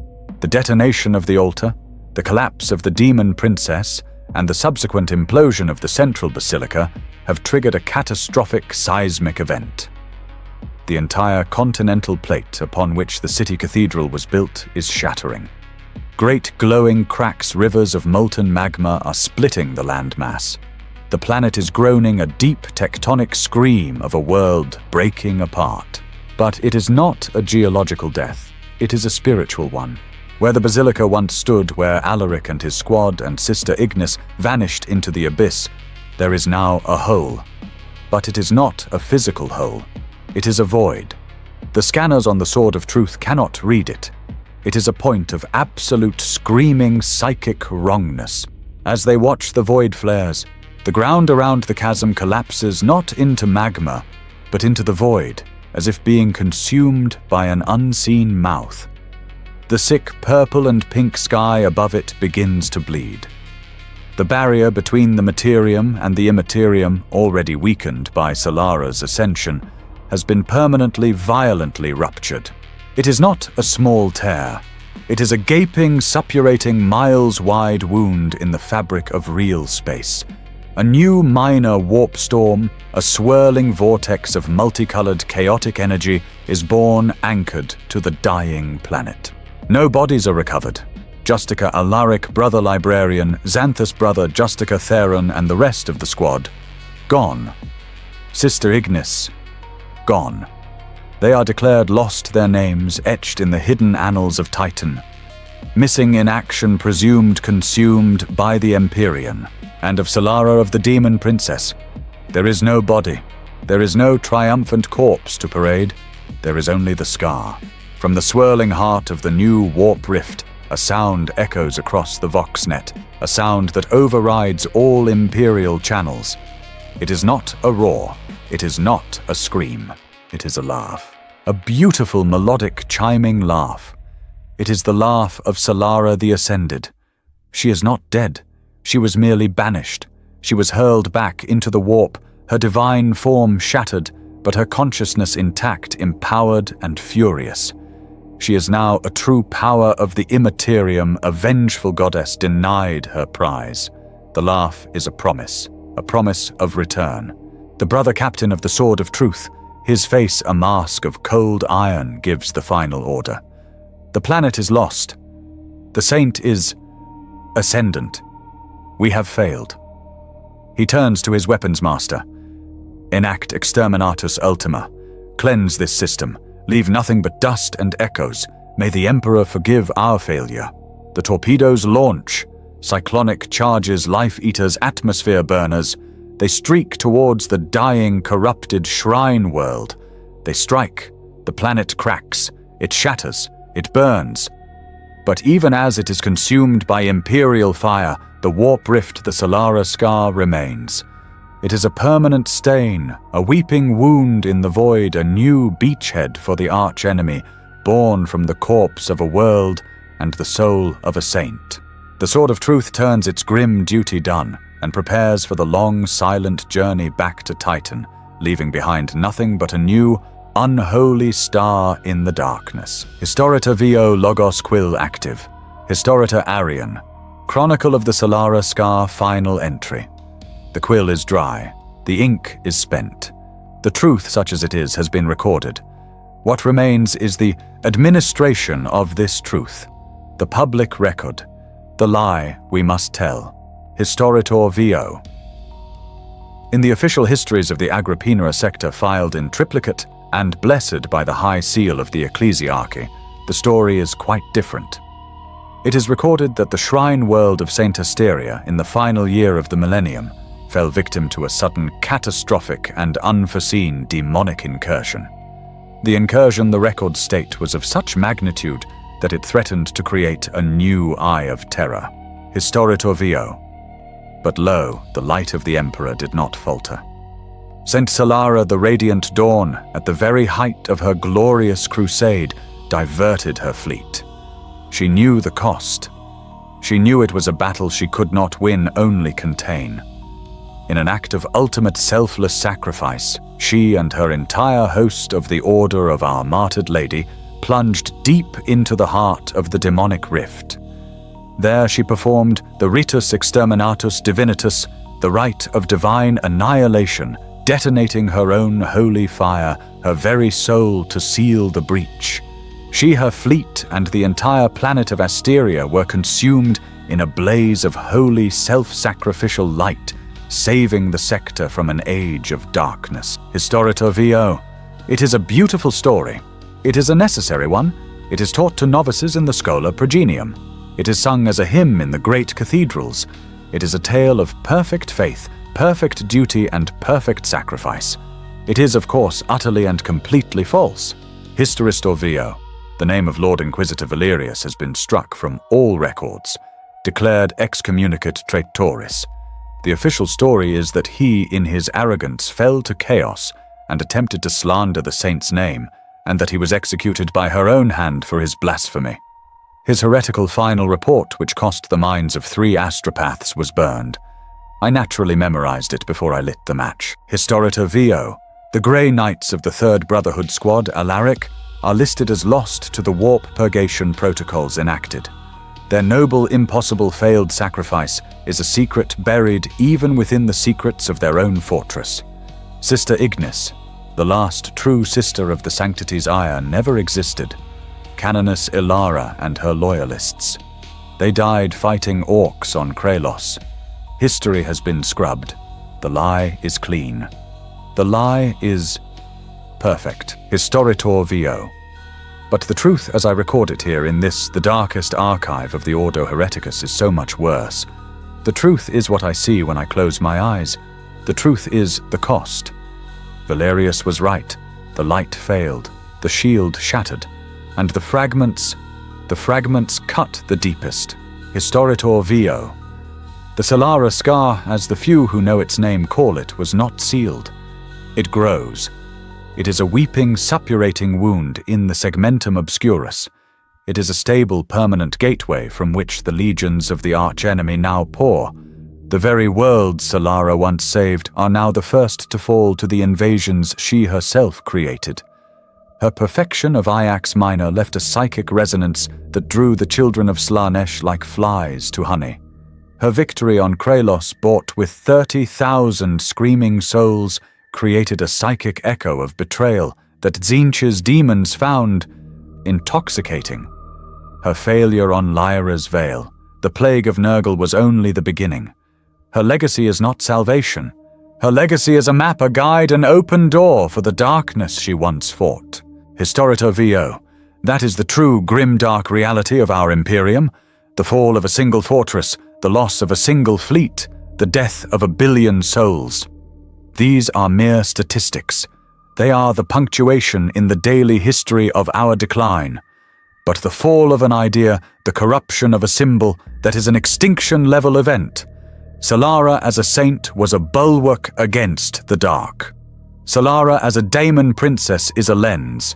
She is a focusing point for the very faith she once inspired, twisting the prayers of the ignorant into a torrent of power for her new masters. She has not just fallen. She has become an engine of damnation, fueled by the very piety she helped to build.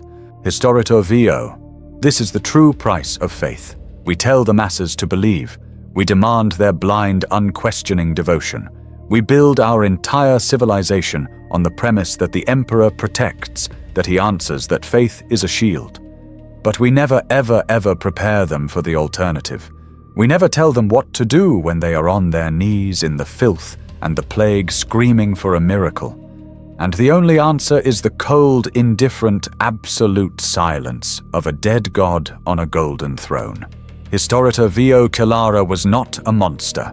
She was not a traitor. She was simply human. A human soul placed inside a divine crucible, burdened with an impossible, unbearable weight. And when she broke, she did not just break herself. She broke everything around her. She broke the faith of her sisters. She broke the lives of 1 billion worshippers. She broke the very fabric of reality itself. Historitor Vio. My penance is almost over. The recording is sealed. I will place this data crypt back in the vault behind the runes of warding, where it will gather dust with 1,000 other identical, terrible truths. And I will return to my duties maintaining the sacred, necessary lie. Vio shifts to a final scene. A small chapel on a backwater imperial world, far from the war, far from the scar. The chapel is dim lit by a few flickering candles. A handful of local faithful are kneeling, their heads bowed. At the fore, a young novitiate of the Adepta Sororitas, her face pure young and filled with a burning, uncomplicated certainty, is polishing her new bolter. She kneels before a statue. It is not a grand ecclesiarchal monument. It is an old pre-scourge statue, carved from local wood by an artisan who had heard the stories. It is a statue of Saint Solara, the radiant dawn, the hero of Asteria. The young sister's lips move in a silent prayer, her eyes fixed on the statue's beatific, smiling wooden face. Holy Solara, who knew no fear, she whispers, her voice filled with adoration, who knew no doubt, who sacrificed all in his name. Grant me your strength, grant me your certainty. Let me be your sword. Let me be perfect in his service. The camera pushes in past the kneeling novitiate, past the burning candles, until it rests on the face of the wooden statue. It is just wood, carved, painted, and polished. But for a single horrifying instant in the flickering candlelight, The statue's serene wooden eyes seem to flash with a knowing magenta light. And from the shadows of the chapel faint, so faint it might just be the wind, one can hear the chiming crystal-clear sound of a single, appreciative laugh. Historitor Vio, the fall is complete. It has poisoned the past, it has corrupted the present, and it is waiting patiently to devour the future. The lie is our shield, yes. But the truth? The truth is the beast that waits hungrily, just on the other side. Scribe designate 749 Alpha. Recording ends. Fade to black.